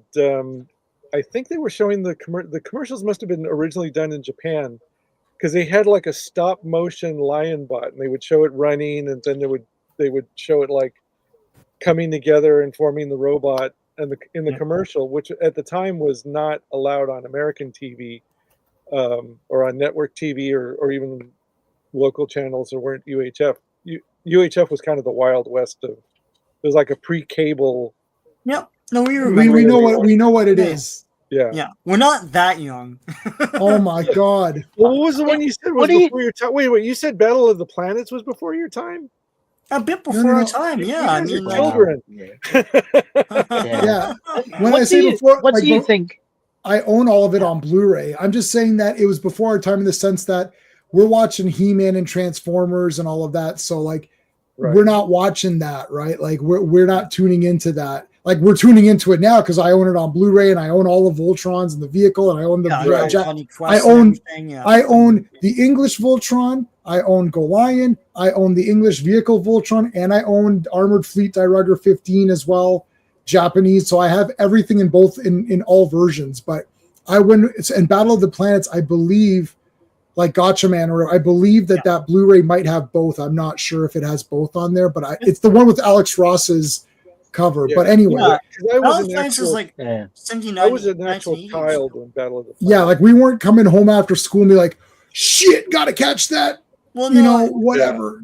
Lost in like 3 years. I was like in big. I mean, fifth or sixth grade when Star Blazers, which was like Yeah, see, I don't. See, that's a little before our time too. Like, I Yeah, know there's of it. don't have any of that. That's I was- popular when we were how was 2 or I? 3. I Yeah. was about 8 when 7 or 8 when Star Blazers came out. Yeah. But getting back to Speed Racer for a moment, Yeah. because man, the rabbit hole of anime, especially 70s anime, is very deep. But just get back to Speed Racer for a moment. How do you all think it would have done if it had been released now? Do you think it would have been worse? Would have been better? Do you think it would have been more successful, less successful, better received, worse received? What do you think? Probably. way worse. I think the farther out you get from its heyday, it's sort of like I'm asking why they're making a Masters of the Universe movie right now. I don't know who this is for. It's like you're changing things that I'm familiar with, and it's like no kid today's gonna care. No, If but you made a Speed Racer movie and you never made this movie before, and you're making Speed Racer now, I don't think anyone would give a shit. I saw with my own 2 eyes at Comic-Con. Comic-Con is the engine that runs Comic-Con now is millennial nostalgia. So if you guys like it, and they're making a movie on it. It'll probably be much more, and it's relatively relatively faithful to the source material, not like the Kevin Smith He-Man. Well, hang on a moment, though. Hang on. You can't say, though, that there is no place for. I mean, obviously, it's not completely original because it's derived from, a property from the '60s, right? But you can't say there is no place for new and enjoyable things to come along and make an impact. Mm. I mean, I'm trying to think Yeah. of you still get sleeper hits, right? So I'm trying to Mm. think of one. What was a big? I'm What going has to been be a big honest. sleeper hit this year? See, if you're thinking about it, then Well, that's not a. No, it's not. That's not. Go on, Steve Racer. Steve, Steve no, Racer. no. So I'm the, gonna No, be like- Steve Racer. Already. hold on. Yeah. Steven, in the middle. What are you gonna say? I'm going to be honest. I think it would be about the same today as it was back then. I think successful movies now, and I don't know how folks aren't realizing this, are generally not based on anything they know. So That's true. Oppenheimer, Yeah. Barbie. well, wait a minute, One. Barbie. Yeah. Barbie's huge. Original It's thing. But you were right. Maverick, F1. Well, Maverick was kind of like based on a movie thing. It wasn't based Sort on of, but like from 30 years ago, like right. yeah, a little bit, but like people are moving away from these franchises so much and these things. Back in the 80s when we were watching cartoons like Masters of the Universe, you're now hoping that I'm passing that love on to the next generation. If I'm not, then you got nothing because they're It's not not going back happening. to watch those cartoons. They're not going back to watch anything. They understand He-Man as that Kevin Smith Netflix thing. That's what they And nobody watched that either. No, no one watched that either. So you're hoping that I am taking my love of He-Man and passing it on to my children. I don't have children. So who am I passing it on to? Who are we passing this on to? If they are being passed on, yeah, cool. It's being passed on. But if it's not, it's not. it's all lame crap. sorry. I was Yeah. never a television kid growing up. I was a weird, which probably isn't surprising. I was a gamer. I was more into games than television. I did watch some TV, but not to the extent that like anyone else on this panel would have, to be completely honest with you. So for me, I don't believe unless I'm passing off my love of Speed Racer to the next generation, it's not happening. I don't think anything is happening anymore. I think people are just tired of like these franchise movies, and they're just like based on like things that people love growing up as kids, and they just want something that they haven't seen before. Now, Speed Racer, you could make the argument, is something you haven't seen before, so maybe you could slip it in under the door. Yeah, I don't think so. Maybe that's your pitch, but I don't know. I think that the movie audience nowadays has become jaded, and they just they don't have to spend their money on anything. They can just wait for streaming. So you really have to promise them a new experience they're not going to have to get their asses out of the seats and into the theater. So I saw what is the hottest new thing with the kids these days, and I didn't even know it was that. I just said, "Oh shit, this looks like the Bikini Sentai G Ranger thing that I'd worked on for Ninja High School." So I watched it, and I like half of my brain was like insanely jealous and going like, what "Damn, are you talking about? they What? nailed it! They got it right." And the other half of my brain is going like, "This is amazing! It's awesome! The colors, the characters, the animation." It was called K-pop Demon Hunters, and it's on Netflix. And I went to someone work, raving about that.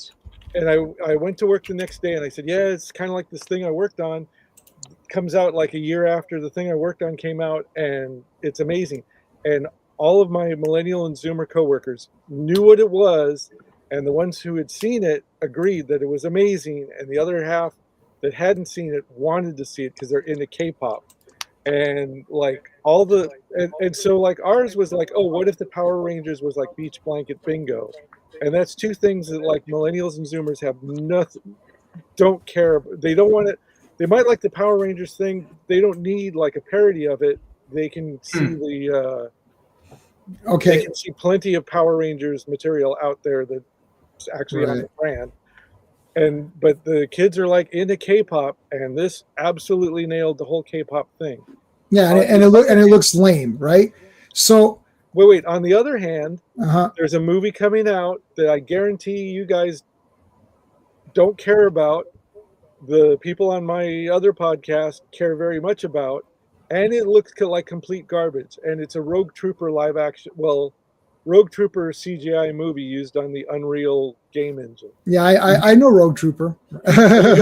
You know from the comic. Yeah, but no. did you know that the movie Yeah, was same. coming. No, I think I did. I think I No. was searching for stuff. But hold on a second. This Daniel brought up a great point here. Yeah. First of all, on the point, if Speed Racer came out today, it'd bomb ass. Sean is correct. No one cares about He-Man. Right. Everything Steve says is correct. Let's go to a better. So I'm not an expert on Speed Racer, and I have seen Voltron and all of that, but I'm not like a super expert on it. Like I can't name all the guys or I don't know it for sure. But Transformers, I'm pretty good now. I've watched everything. I got lots of toys. I watched it as a kid. I remember everything. I got lots of toys. And I don't have toys that are the 5-cent toys. I have this toy is $200 and I have it, right? Okay.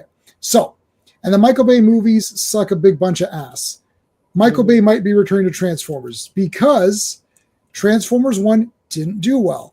Now, Transformers 1 took all of these properties, IDW Comics, original G1 continuity, G1 designs, and that movie checked all of the boxes that we kept saying, why don't they make a Transformers movie that doesn't have humans on it? Here you go.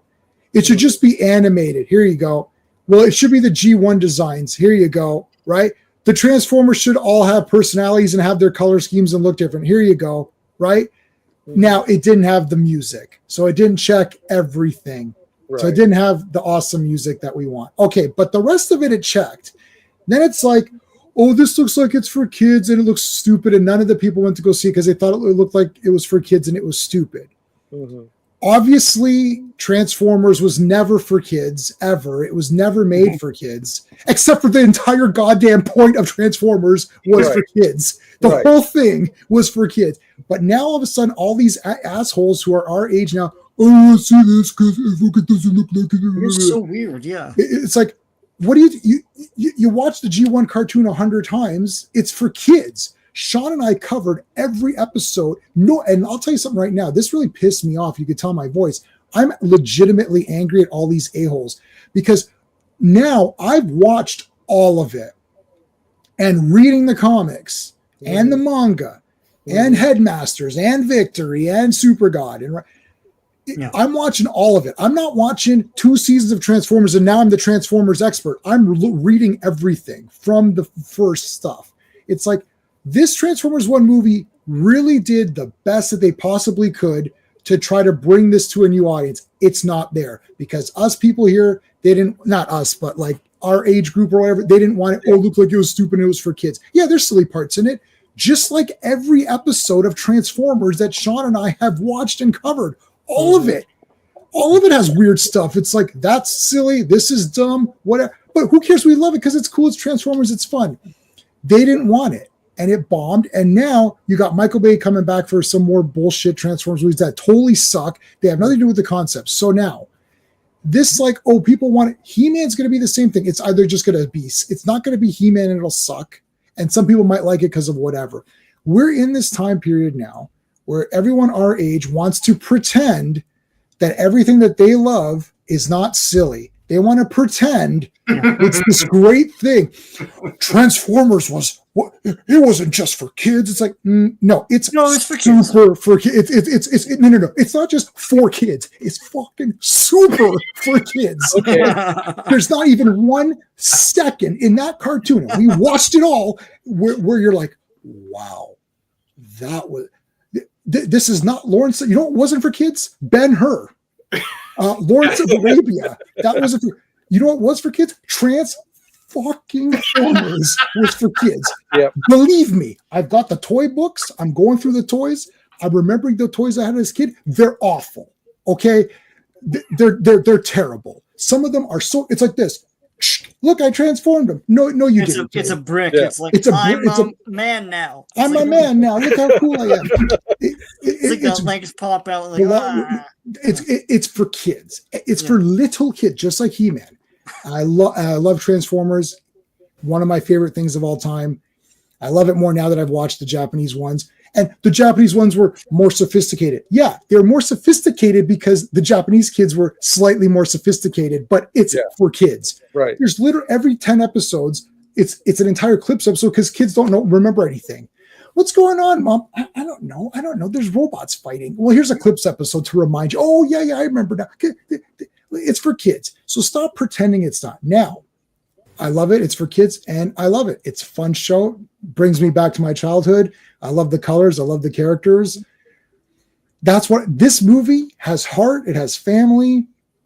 It has a pretty good story. The colors are awesome. There's a lot of cool racing. It failed because people sat there and thought, "Oh, this looks stupid." Yeah. This is the review. They saw the trailer. This looks stupid. That's it. That's the review. Yeah. This isn't. Let's go. Let's give it a chance. Let's give it a chance. Well, I'm not going to just thumbs down the trailer. Let's give it a chance. No, they don't give it a chance. All these people that say everything gets review bombed, they're effing liars. They review bomb stuff all the time by not going. Yep. They saw the Judge Dredd 2012 thing, and they're like, I didn't like that other Judge Dredd movie. It was cheesy. Did you see the other Judge Dredd movie? Well, no, I didn't see it, but everyone says it's terrible. It's like, well, it's awesome. So you missed out. Well, I'm not going to see this one. And then 2 years later, people are walking up to me, that Judge Dredd 2012. Oh, that was an awesome movie. Yeah, did you see it in the theater? Because I fucking saw it in the theater, and I saw two people, Steve on this side and Sean on this side. I didn't see anyone else. It's like, I didn't see you there, right? It's like, oh, I love Judge Dredd. Oh, do you? Well, why didn't you go see it in the theater then? Okay, you didn't see it in the theater. You missed out. You didn't know. Perfect. That's okay. It can still make money. Clearly, you love it, so you bought it on Blu-ray. Oh, you didn't fucking buy it on Blu-ray either. Oh, okay. So what did you do? You streamed it for 2 seconds? That's not a thing. You streaming it is not a thing. You did not support the movie. You pirated it, and now you're pretending like you're a big fan and you want, where's Judge Dredd 2? Where were you on Judge Dredd 1? So whatever. All these people are stinking pieces of crap liars, and none of this stuff. This He-Man movie's going to suck at. It's either going to suck or it'll do well. It'll suck for the fans, or it'll do well because people think, well, what did you want? What did you want? As a culture, we've kind of lost the ability to tell stories. I want He-Man fighting Skeletor on Eternia. I want sense Jamin has strong feelings about this. No, because I want to see Michael Jackson. I always go back to my buddy Michael Jackson, who sat there on that movie, on that This Is It movie, and he was hard to work with because he was complaining about the sound or whatever. He was complaining about it, and he's hard to work with. And they said, well, what do you want, Michael? And he lifted up the album, and he's like, I want this album live. I was like, that's right. I want Skeletor. So you look at him and say, that's Skeletor in the blue and purple. Yep, that's Skeletor. Yep, that's He-Man. They fucking fight. That's what I want. Not, he forgot who he was. Remember that episode where He-Man forgot who he was and he was trapped on Earth for like 30 years? What are you talking about? No. Jamin, you're talking out of both sides of your mouth now, because this Speed Racer movie is nothing like the cartoon. That's fine. And if you hate it for that. Like the cartoon, but the engine that runs it is completely different from the cartoon. That's fine. So you could say it sucks. Yeah, but right. But I mean, you should be wrong. A He-Man movie that looks enough like the cartoon. The problem with this movie and everything you're talking about is the ratio between what normies are going to like and pay to see and the budget of the movie itself. If Speed Racer had cost, like, the development process, I think, is where what ate up most of the Speed Racer movie's budget. But if if like you made the Speed Racer movie now with AI or something, God forbid, the world will explode if somebody does that. But if you redid it like that and it cost like $30 million and it made $90 million, then it would be fun. It'd be fine. Nobody would complain, or at least the money people wouldn't complain. But no. But hold on, no. I don't care if this movie's accurate. I don't care. And if someone says you're an idiot for liking it, it's not accurate. That's fine. That's not. I'm not saying accuracy in that sense, but the target audience for He-Man is the fans. There is no normie audience. There's no normie audience for Speed Racer. That's why it didn't do well, because it doesn't exist for this property. Right. They want to go see Oppenheimer, right? They want to go see whatever they want to go see in the theater. They want to go see something like, I mean, I don't know if that F1 movie's doing any well. There's movies out there for people who want to go see a movie and be like, that was a solid, good movie. We went to go see, I'm talking about Terrifier. It's like that guy did not make Terrifier 3 to appeal to extra people. He made it so hyper focused that it only exists for the fans of that thing. There is no one out. There's no casual Terrifier fan. I thought it was okay. They could have expanded the story about. What are you talking about? It's Terrifier. You know what you're getting. Just like Friday 13th. And this movie, and if it's not like, if there's a Speed Racer fan out there, Daniel in the chat, if he's still there after my rant, he loved the cartoon. So if he loved the cartoon and watched this movie and thought it was garbage, and he's like, this is not Speed Racer, I'm okay with that. Yeah. I'm not talking about I'm talking about, in the case of Transformers or He-Man, the people who say, why can't they do a good Transformers movie? Yeah, they did one. You didn't support it. Why can't they do a good, whatever movie? And they do, but you don't support it. You only support the ones that support the way you want to appear to be a fan of. Because if you walk around saying, I'm a fan of Speed Racer, people are like, oh, you liked that movie? Oh, okay. It's like if I walk around saying I still like The Wizard or something, the Nintendo movie, you might get people who are like, oh, whatever. But there has to be some sort of nerdiness to it. There has to be an embarrassment factor where people think that you're a nerd for because if you're with them, you're not a nerd, and it's not a nerd thing. If I say I love Fast and Furious, yeah, I love it too. Yeah, it's like that's your tick, that's your thing. Oh, that's not a nerd movie. Yeah. It's like you walk around saying I like Star Trek the motion picture. What, that boring piece of trash movie? You're an idiot. Okay, now I know I'm right. Yeah. It's like I like Terrifier. You like those movies? Oh God, they're terrible. They're trash. Perfect. Now I know it's a niche thing. If everyone's pumped up for it, it sucks. Like Barbie. It made $1 billion and it sucks. It has nothing to do with Barbie. What does that have to do with the toy line of Barbie or any of the? There's about 4,000 animated Barbie movies, and this Barbie, and in none of those Barbie movies does she walk around into a fake world that doesn't into a fake real world where men own everything. You're talking out of both sides of your mouth, because the Barbie movie made $1 kajillion. Yeah, and it looked like for the millions of women who went to go see it, they saw the dream house. They saw characters that looked enacted, kind of like the toys that they remember playing with, blah, blah, blah. Mm-hmm. And then it had the story that had nothing to do with, like you said. Well, I'm not talking out of both sides. I said it's shit.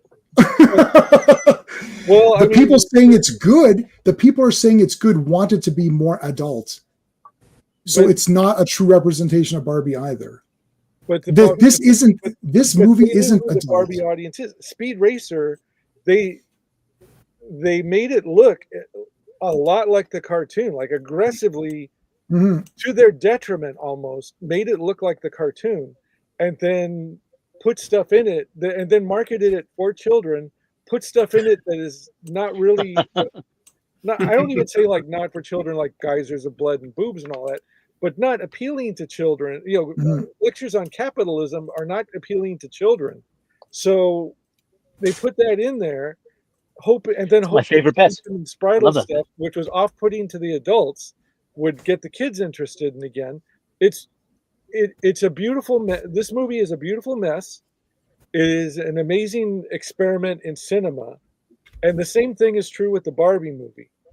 But the middle of the road stuff that you're talking about, like a He-Man movie or a Transformers movie and all that, the ratio to now I agree with you. Now the ratio of potential fans who are going to go see it and what they're willing to pay versus what the cost of the movie is going to be, they really need to take that into account, because things have changed. There's no and there's no, like we were saying before, there's no back support for it. So like if a He-Man movie comes out, it's the perfect He-Man movie that you, J-Man, want to see, but it bombs in theaters. Over the course of 30 years, they might sell enough Blu-ray. If this Right. was still a Blu-ray world, over the course of 30 years, they could have sold enough Blu-rays for it to make its money back and become like the Flash Gordon movie. But now that there's no plan B for it, it's like it makes its money in the theater. They spend 10, some streaming channel gives them $100 so they can run it on their streaming channel, and that's the end of the story. Like you said, millions of people might see it that way, but it's not making money or being supported just by people watching it, whether they're pirating or what.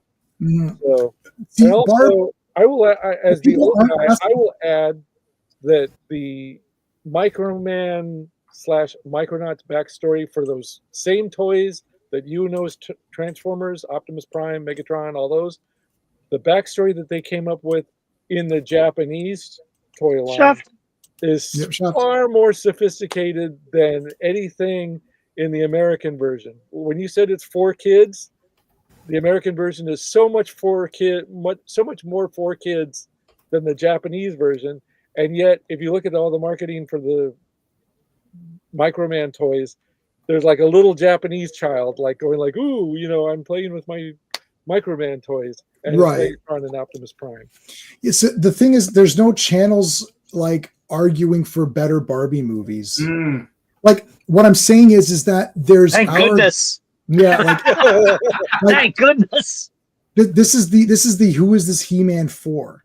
Because the people who want the He-Man movie, who truly want the He-Man movie. They don't want this fake version of it. But if it does well, it's just going to be people who remember He-Man, thinking it was cool, and then going to watch it and then saying, "Oh, what did you want? This and this and this," making excuses. This is what happened with Transformers. Believe me, I've been following the Transformers movies from the beginning.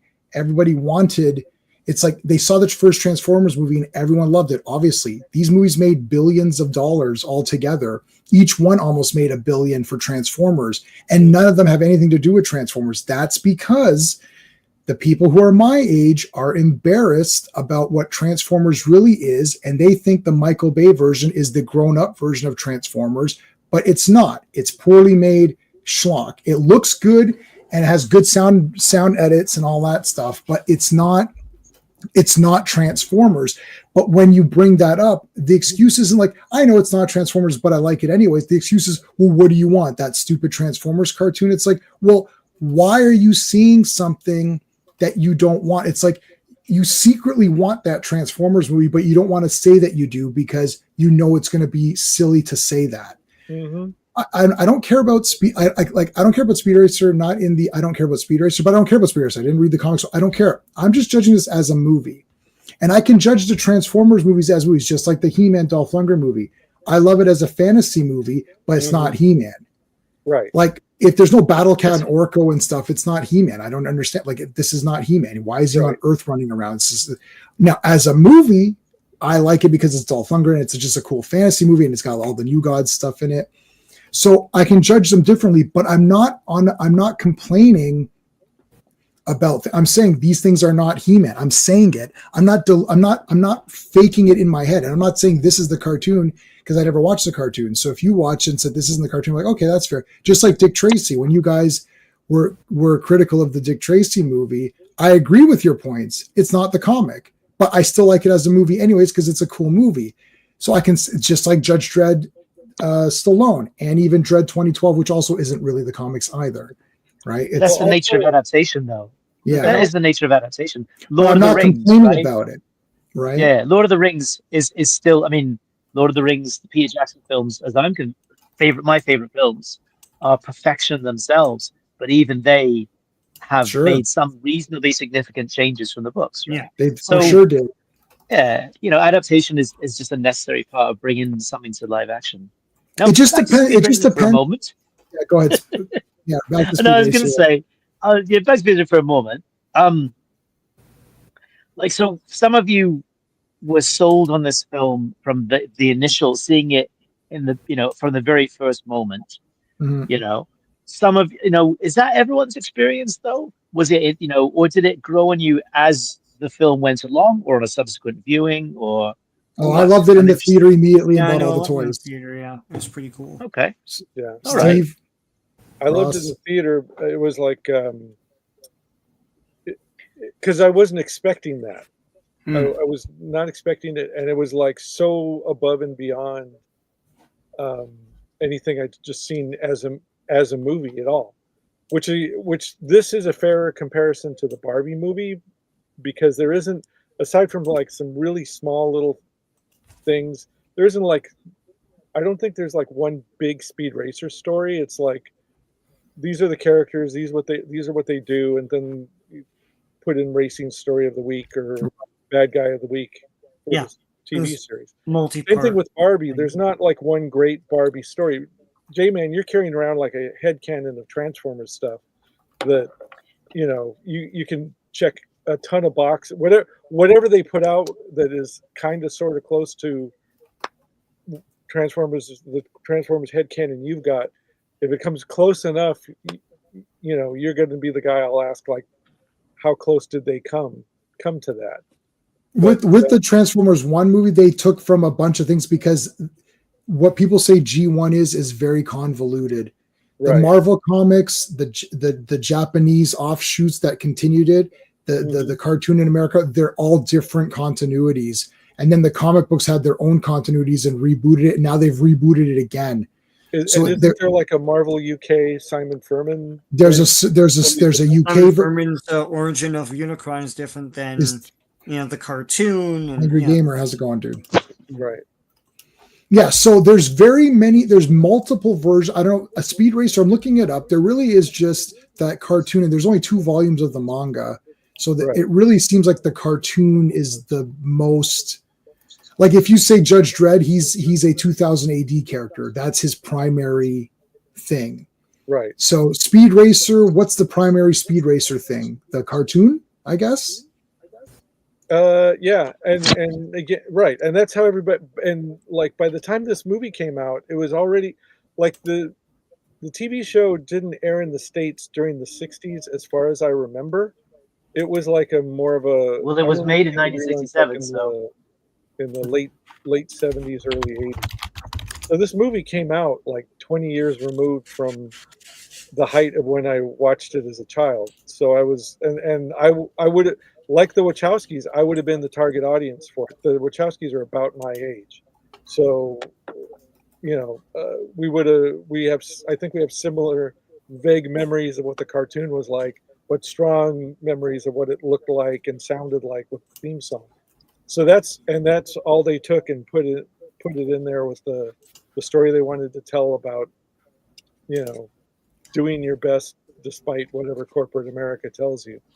And the same thing with the Barbie thing is like, there's no Barbie story. It's just here's the dream house, and here's the costumes, and here's the pink, and the logo and the branding, and there you go. And girls loved it. And here's the story Greta Gerwig won. She's like the same kind of filmmaker as the Wachowskis. She did makes this her own batshit crazy thing that has nothing to do with Barbie dolls, and made it about Barbie dolls. Right. So I'm going to dispute that for a moment. I'm going to say that they found Speed Racer as a vehicle, unintended, for a morality for a morality story they wanted to tell. And absolutely. I think it comes back to that Speed Racer is the perfect vehicle for the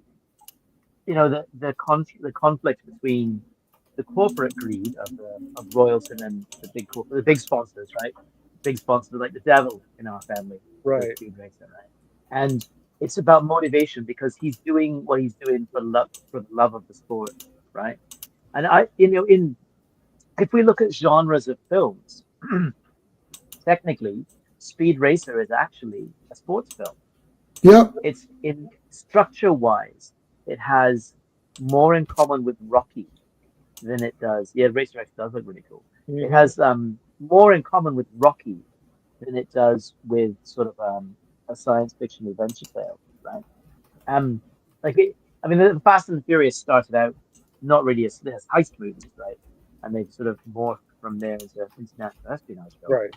But this is a sports movie that tells a particular morality story, right? About how sport is something that can be quite pure and becomes something that can be very easily corrupted, and that the temptation to become corrupted by it, to sell out, is enormously strong, and the forces that you have to, deal with to overcome are tremendous. It's not, I mean, at one point, Pop Racer even gets sued. So, it's not just the other drivers trying to take you out on the track. It's the whole corporate world that's against you. And like that sequence where Royalton gives him the history lesson could have been incredibly dull, but Roger Allam's performance really sells it. Hey, Racer X's mask is before that Cyclops costume, Andrew, by the way. And Cyclops is my favorite Marvel character, and I have a tattoo of Cyclops. My entire arm is Cyclops, so I'm allowed to say bad things about Cyclops if I need to. Isn't Cyclops 1963? No, not with that mask. So again, we've come. Hold on. He's saying that Racer X looks like Cyclops, but that X mask is not from 1963. Right. No. X mask, that's way after. What about the comic? Maybe he's referring to hasn't the original manga version of Racer X got a single strip visor though, different from the film mask? Or am I misremembering? Because that does happen when you get old. Let's see, Racer X. The original manga Racer X version. I think that does look quite. The cartoon has an X from what I'm looking at. All right. But he also has the visor. He has the visor and the X. I've got some. No. He didn't steal it from Speed Racer. Like Cyclops. So there you go. Okay, hold on. No. Okay. A rip off of Doom Patrol. It's not. Andrew is talking about the X part, I believe. Yeah. Not the visor. Not the visor. Okay. Not the visor. Yeah, that's much later. That's like far more recent. Yeah, and Doom Patrol and X-Men is very difficult because they came out very close together. The jury is out on that one. Nobody knows for sure. That's a stream all of itself. That's a stream on its own trying to unravel that mess. X-Men or whatever. The Cyclops is my favorite, so I can say say bad things. I like Cyclops better than anybody in Speed Racer. So, but a lot of this argument a lot of this discussion is about, who are these things being made for, and why are they spending so damn like if somebody could make a He-Man movie for less than $100 million, and there was a passionate filmmaker who just wanted to. It's like they're going to take the shell of what the characters look like and whatever information about them is on the back of the card, and that we're not going to go into all the lore and the however many episodes of the cartoon and movie, blah blah blah blah. Just that's where we're keeping to, and I've got a story I want to tell about. I don't even know enough about the He-Man story to plug in some kind of story a lot of people could relate to, and then just put the Skeletor is bad. That helps. What's that? Skeletor's bad. Does bad stuff. Wants to take over the universe. Yeah, good versus evil. Right. Yeah. Some story about fascism. It's 2025, so everybody's interested in fascism. So something He-Man, fascism, whatever, and tell it in a way like that revolutionizes cinema, and you do that for less than $100 million, so potentially could actually turn a profit. Maybe that would be successful, and maybe it wouldn't have to be a cult movie that eventually makes its money over the course of decades. But if, like with this one, it's like it's almost like they knew they were so hell bent on spending other people's money and telling the subversive story in a subversive way and telling it to children and just not giving a damn who the audience was and just spending like an insane amount of money on it. So it's kind of like, job well done, guy. Wachowski. I can't say guys. Job well done, Wachowskis. You snuck it in. You put the broccoli in the cake and snuck the healthy food in with the dessert, and you did it. But like the stuff that they're doing now, like no, it doesn't even have that going for it. You know, it's kind of like, Mhm. okay, we're going to do a He-Man movie, and you're going to pay because it's He-Man. It's like, well, what are the guts? What's this thing that makes it special? Well, it's He-Man. I see. I think the thing is that okay. I haven't watched the Speed Racer cartoon, so I don't know. Right. But like, what would it have been? Like, let's say it's like they're not going to make this thing about the hero and the corporation and the sport. What were they going to do? Like, we had this discussion with Dick Tracy. They were going to just do one character, and Dick Tracy beats that one character. It's like, okay, cool. It's like Speed Racer. If the cartoon is just he has to race a guy every week, then what is this? There is no story. This is what I'm saying with the Transformers thing too. Transformers is the best of these cartoons because there is more of a story going on. He-Man has no story. Skeletor has plot, want to whatever, get item, get an item and rule the world, create a monster to destroy He-Man and then rule the world, kill the king or whatever. So there's breakfast, rule the world. Right, have breakfast. The plot is, I'll get you, He-Man. Yeah, the plot is I'll get you, He-Man. So they've got to come up with something. But my thing is that in coming up with this alternate world storyline, he's forgot. It's like you've lost what He-Man. You have to boil it down to what is He-Man. He-Man is good versus evil. It's this guy with a sword. He fights this guy. So make a story that revolves around what the concept is. Speed Racer, I don't know for sure, is a TV show, is a cartoon about racing cars and racing people, I guess. I don't know. I could be wrong. So this movie is that. And then it adds this other stuff. I don't think the addition of this other stuff makes it worse. It's just giving more of the depth to the piece that you're doing versus just they could have made an 85-minute cool racing car. We would have still been like, wow, that was super cool. That was a really neat movie. That was really cool. And then that would have been it, right? If you had gutted the movie and done exactly what you said, 85 minutes of the same racing scenes that you've seen in the movie. Keep the racing scenes, a little bit of the story with the brother, that's it.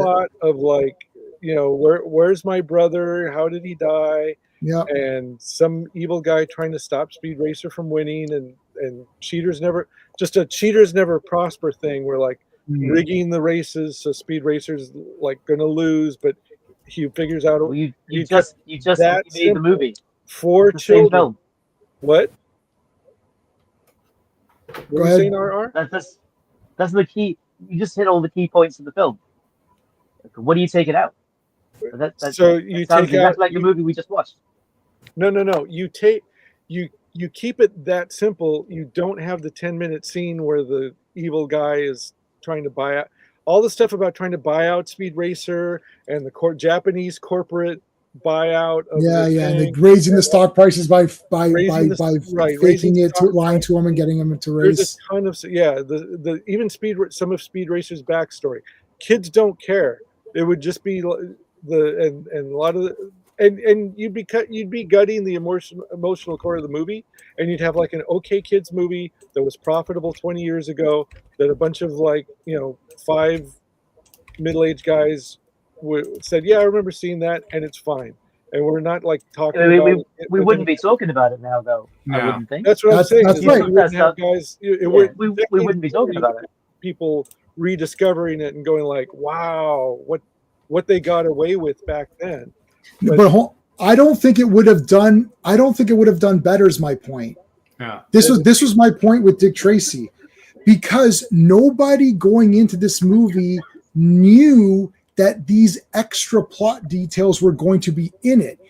I didn't know that from what I saw. I just thought, oh, this will be a cool race movie, and people didn't show up. When I showed up to see a cool, fun race movie, and I walked out thinking, shit, that was a lot better than there's a lot more going on than I thought there was going on. Right. So it was a pleasant surprise, but people weren't going anyway. So it didn't matter because they weren't going. That was my point with all this other stuff that I was ranting about.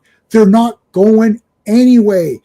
So if they're not going to go anyway, and you already spent this money, you may as well make it a little bit of an extra thing and be like, At least we could talk about it later. Say, you know what? There was a lot more depth to that movie than I thought. I thought it was going to be a silly cartoon movie that looked cool, and I like silly cartoon movies. That's why we all went. It's going to be a silly cartoon movie. That'll be really cool.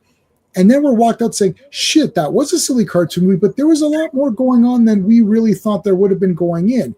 Right. Versus people who are just like, I'm not going because this, I'm telling you, they watch the trailer, that looks stupid. That's it. That's the review. Well, they don't. Well, bad reviews at the time of the movie's release didn't help. Like the adults who might have taken their kids to see it were not. This has nothing to do with like the geekosphere, the YouTube geekosphere complaining about geek franchise movies. This was like Roger Ebert and normie film reviewers going like, "This is crap," and that didn't help either. So the adults who might have taken their kids to see it would have read didn't go. Said, "Oh, Johnny, let's go see some movie about a dog instead." Yeah, let's go see something. Yeah, so the reviews didn't help, but those reviewers probably sat there and didn't give a crap. And the thing is, this is still in the time of reviewers who are just like, remember, you're watching like 5 movies a day or whatever it is. And you're just like, I don't care about this. Like, they probably just said, oh, silly movie, it's too long, I don't care. That's literally that's their review too. And I've actually watched every episode. I went back on YouTube and found every episode that there ever was of Siskel and Ebert. I've watched it all because I love Siskel and Ebert. They weren't around for that, but they would have been like, yeah, this is like, who cares, right? Because to them, it would have looked silly like a cartoon and be like, Ebert maybe would have liked it because sometimes he's a little bit more like, he liked Spawn. He liked the Spawn movie because it was kind of neat. Inframan, so he's cool. He liked. He sometimes was dead by then, eh? He's dead. Yeah. When did Siskel? Yeah, Siskel died. Well, they're both dead now. Siskel died of cancer, but in the early 2000s. And Ebert, before this film came out. Yeah. So it would have been Roper. Roper is the worst. Roper didn't like Lord of the Rings. So I mean, that's just like an auto fail. I can't even connect with that guy. It's like I'm like, you know what? Those were like normie film critics. Those are like the kinds of things that those guys would say are the same things that like my grandparents would say about fantasy films and offbeat movies and what we finger quotes call cinema and all that kind of stuff. It's like they were meat and potatoes film reviewers, and like now we've got like these nerd experts who it's like, oh well, this is according to Fantastic Four issues 58 through 57, blah blah blah blah blah, and it's like, okay, well, 99% of the people who have seen the movie have never read a Fantastic Four comic, so or read anything. Right. Maybe they read the back of a cereal box or something. Or they were no. Now we have 3 generations who have watched the cartoons and played the video games, but never actually read the comics, and that's the other problem with a lot of these franchise things. It's like as much as these guys comment on stuff, it's like I can tell. I know you don't want to. I'm not going to mention them, on the thing, but we know who we're talking about.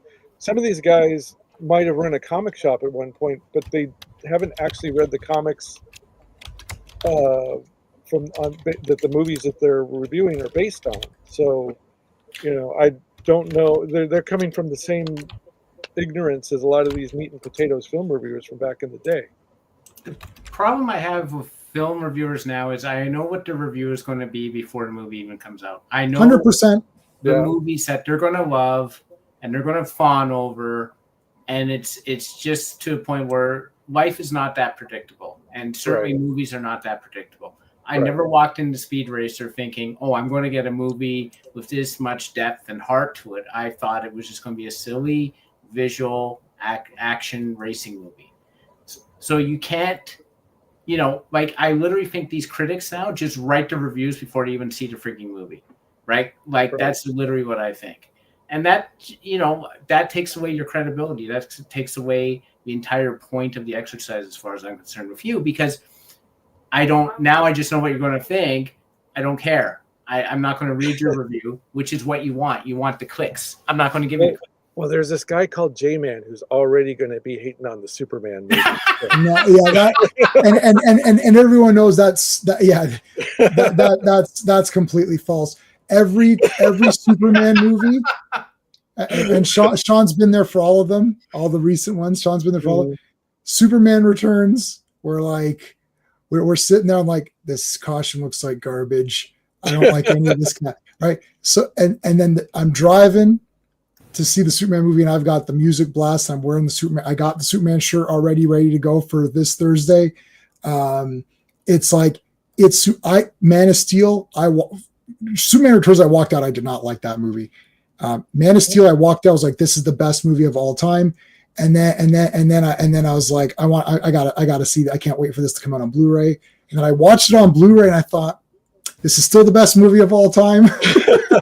and then I was like, this is like the greatest. And then I watched it again. I was like, oh my God, this is terrible. What happened?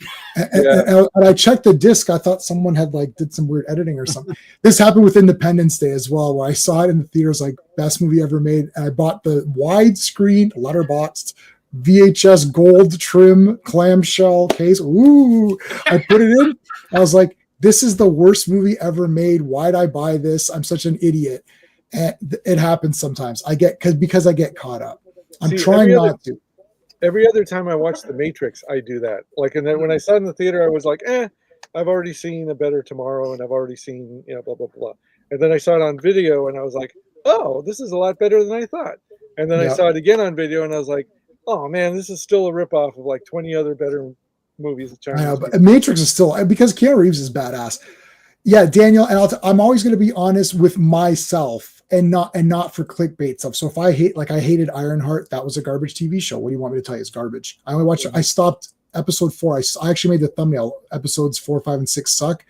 Unfortunately, the review's not coming because I couldn't finish episode 4 of Ironheart. I really tried my best. Unfortunately, I couldn't do it anyway. So I would never review something without seeing it. So I did watch the first 3. I will be honest with you, and if I change my mind later, I'll change my mind later. I can change my mind. I can watch it again and be like, I like this a lot more now. This happened with Iron Man 2. I saw it in the theater. I was like, I watched it and I was like, it's not that bad. It's not too bad. Iron Man 3, I super hated that badly. And then I was like, it's got some neat parts in it, but there's still some dumb parts. So there's critical me, and then there's like, there's two me's, right? There's the critical me, and then I'm like, well, it comes back to what you expect versus what it actually is. And the more time you see it, you start to realize what Iron Man 2 and 3 actually are. Yeah, I got a bad feeling. That's a bad outfit. Woo! Some bad stuff that. Like some of these movies, like you either don't like. Maybe you're just in like with this one. I was in a shitty mood when I started rewatching it, and I was like kind of like, all right, I watched it again the next day, and it was much better. So it was a better experience. You know what's funny is that we have the right to change our mind. We have the right to not change our mind. We have the right to not pick a movie, but we've earned that right. The problem I have is that we've earned the right. I always use the consumer's viewpoint. I'm a consumer. I walk by a can of beans. I can pick it up and buy it. I can choose not to buy it. I don't have to justify either decision. It's my money. It's my decision. Right. But the thing is that I can at least articulate why I made that decision. Right. The problem is that no one can articulate why they made a decision because they didn't make a decision. Someone made it for them. And then they try and say that they made the decision, but they didn't make that decision. They just went with groupthink. And that I can't respect. And I don't like panels where everyone agrees every day on every topic for everything ever said. It's impossible. We've never had it on a Days of High Adventure ever. Even if we all like this movie, some of us like it more than others. Some of us are more critical of some parts of it. Some of us have a background in the cartoon. Some of us don't have a background on the cartoon.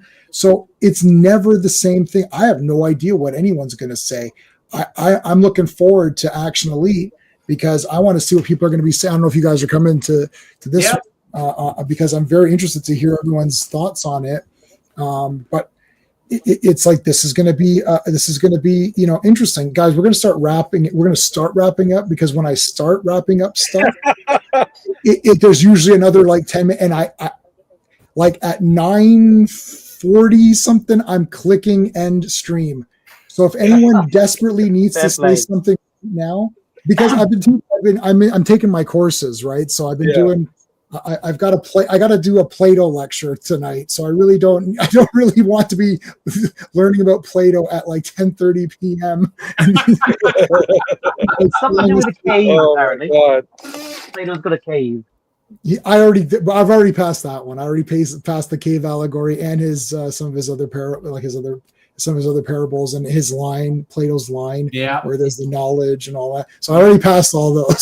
So that's good. I passed the ones that everybody knows about. Okay. RR, any final words on Speed Racer or some other topic that you want to mention? Gosh. Well, I'll stick to Speed Racer because this is we brought us all here today.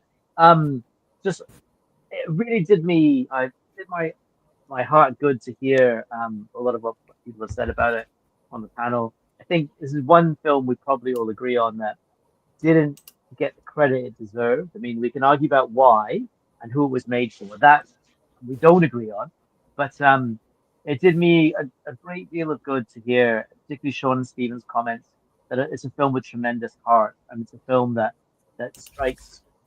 I mean, it means something to people. That you see there's lessons and allegories in it that are very applicable to real life, and perhaps even more so than at the time it was made that are today. And of course, we can also talk about the brilliant colors. And I'd be interested to hear you do a space review.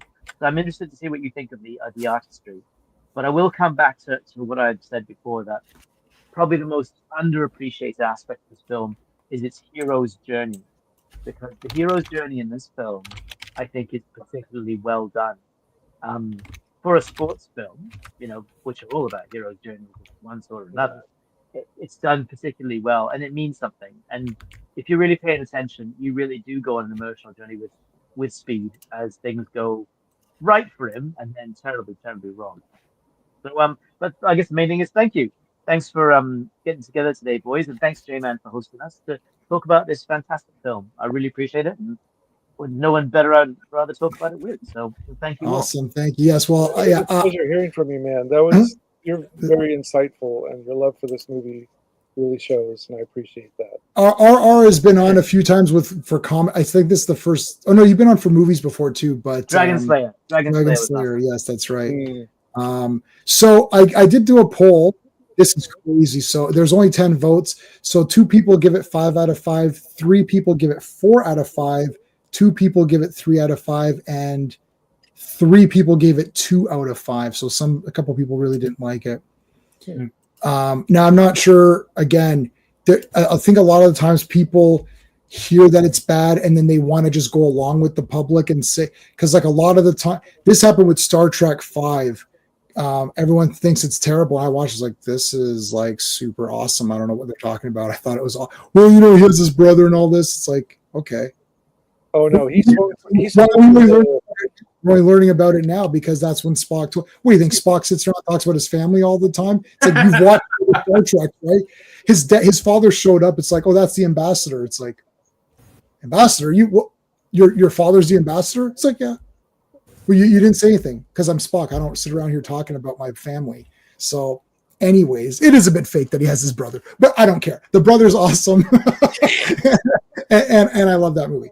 So, but I think it's very easy to go along with everybody and say, "Yeah, it's trash." It's like versus to say, "No." Okay. Now, I saw this with Sean, and we we're both like, "Whoa, this is friggin' awesome!" Like, I'm close to saying it's a 10 out of 10. I maybe like at worst it's a 9 out of 10. Like that's kind of where I might be at if I was trying to, because artistry, characters, and enjoyment are all 2s for me. So the pacing might be a 1.5 because it might be slightly too long. And maybe the story I'd give 1.5 to say that what I expected out of this, I expect a 1 in every category. I don't go see a movie unless I think, because 0 is garbage, 2 is amazing. So 1 is good. So 1, I expect the story to be good. I expect the artistry to be good. I expect the pacing to be good. I expect the characters to be good. And I expect to enjoy it. So I always walk in thinking it's going to be a 5 out of 10 to start with. And then I move up and down accordingly. So enjoyment factor, loved it. It's a 2, like 100%. Like I could watch it right now. Characters, I literally loved every character. I liked everybody. I was like, okay.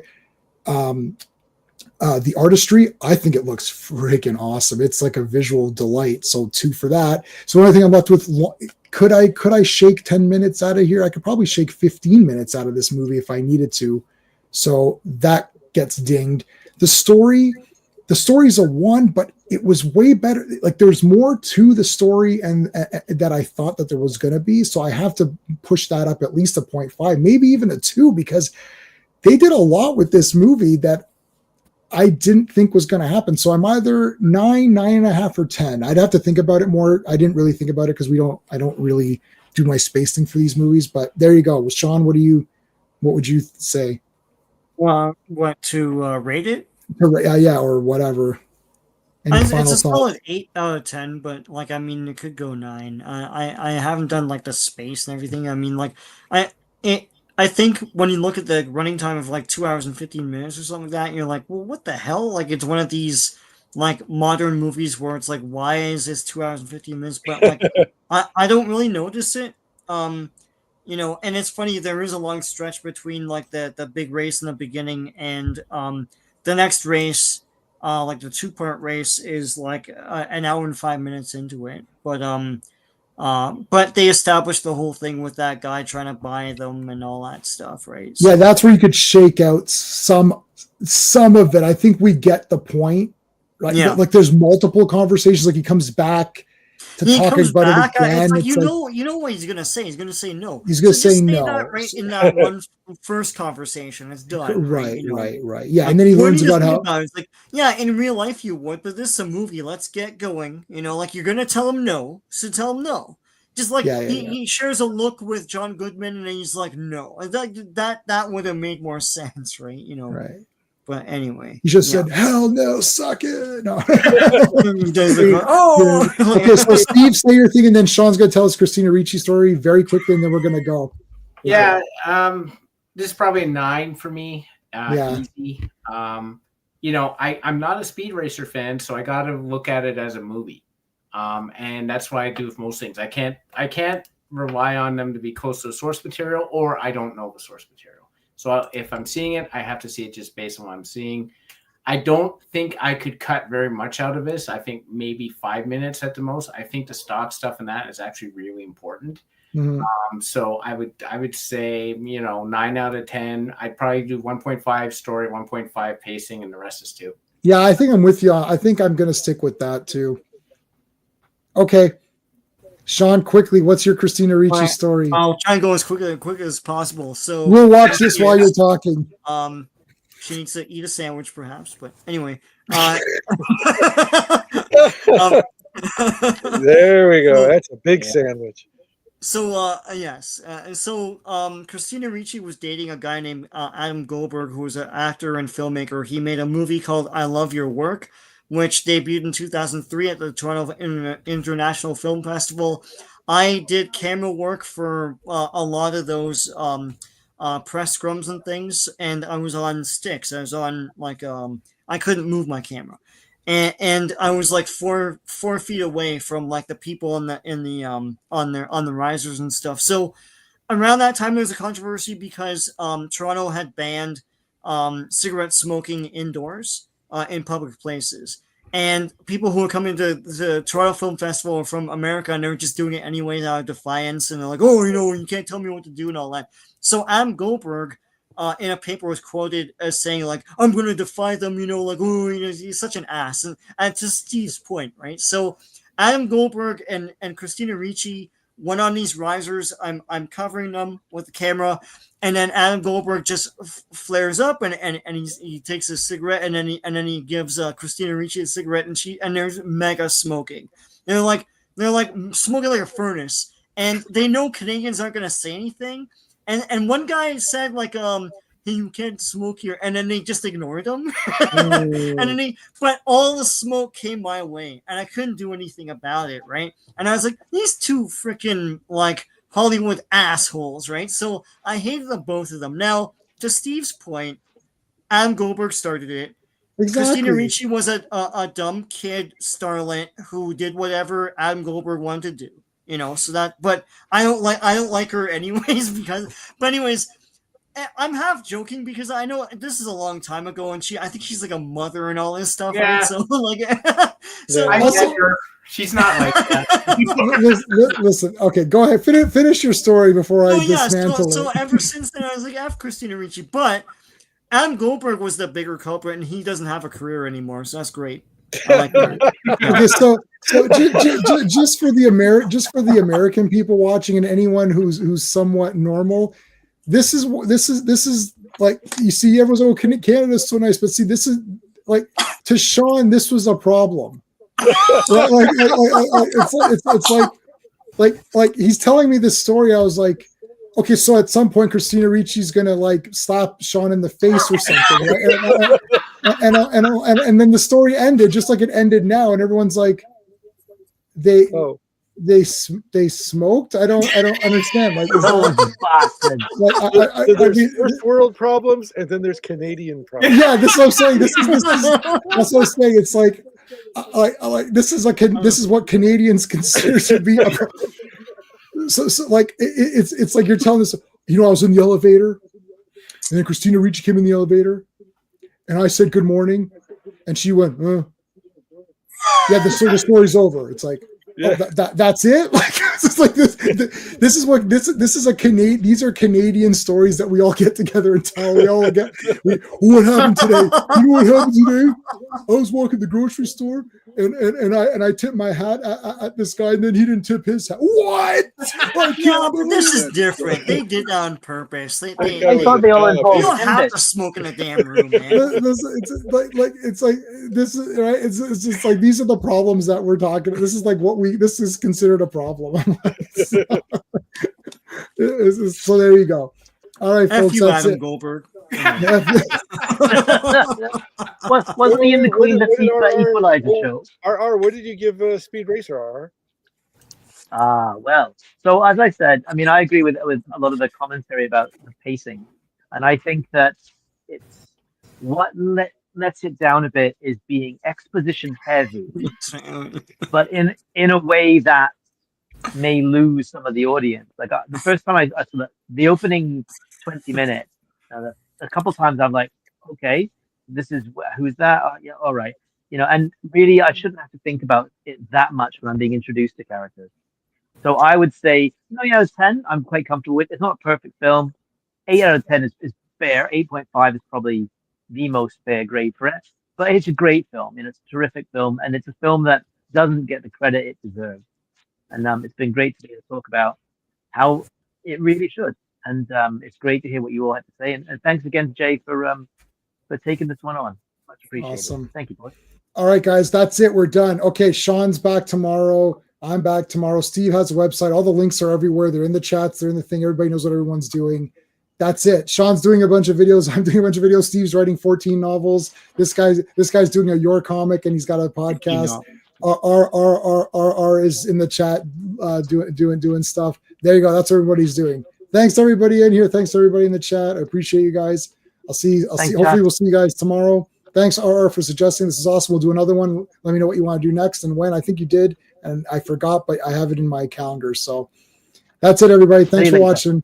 Until next time. Hey friends, you've just been listening to J-Man, and he is the smartest person who ever lived. So make sure you like and subscribe.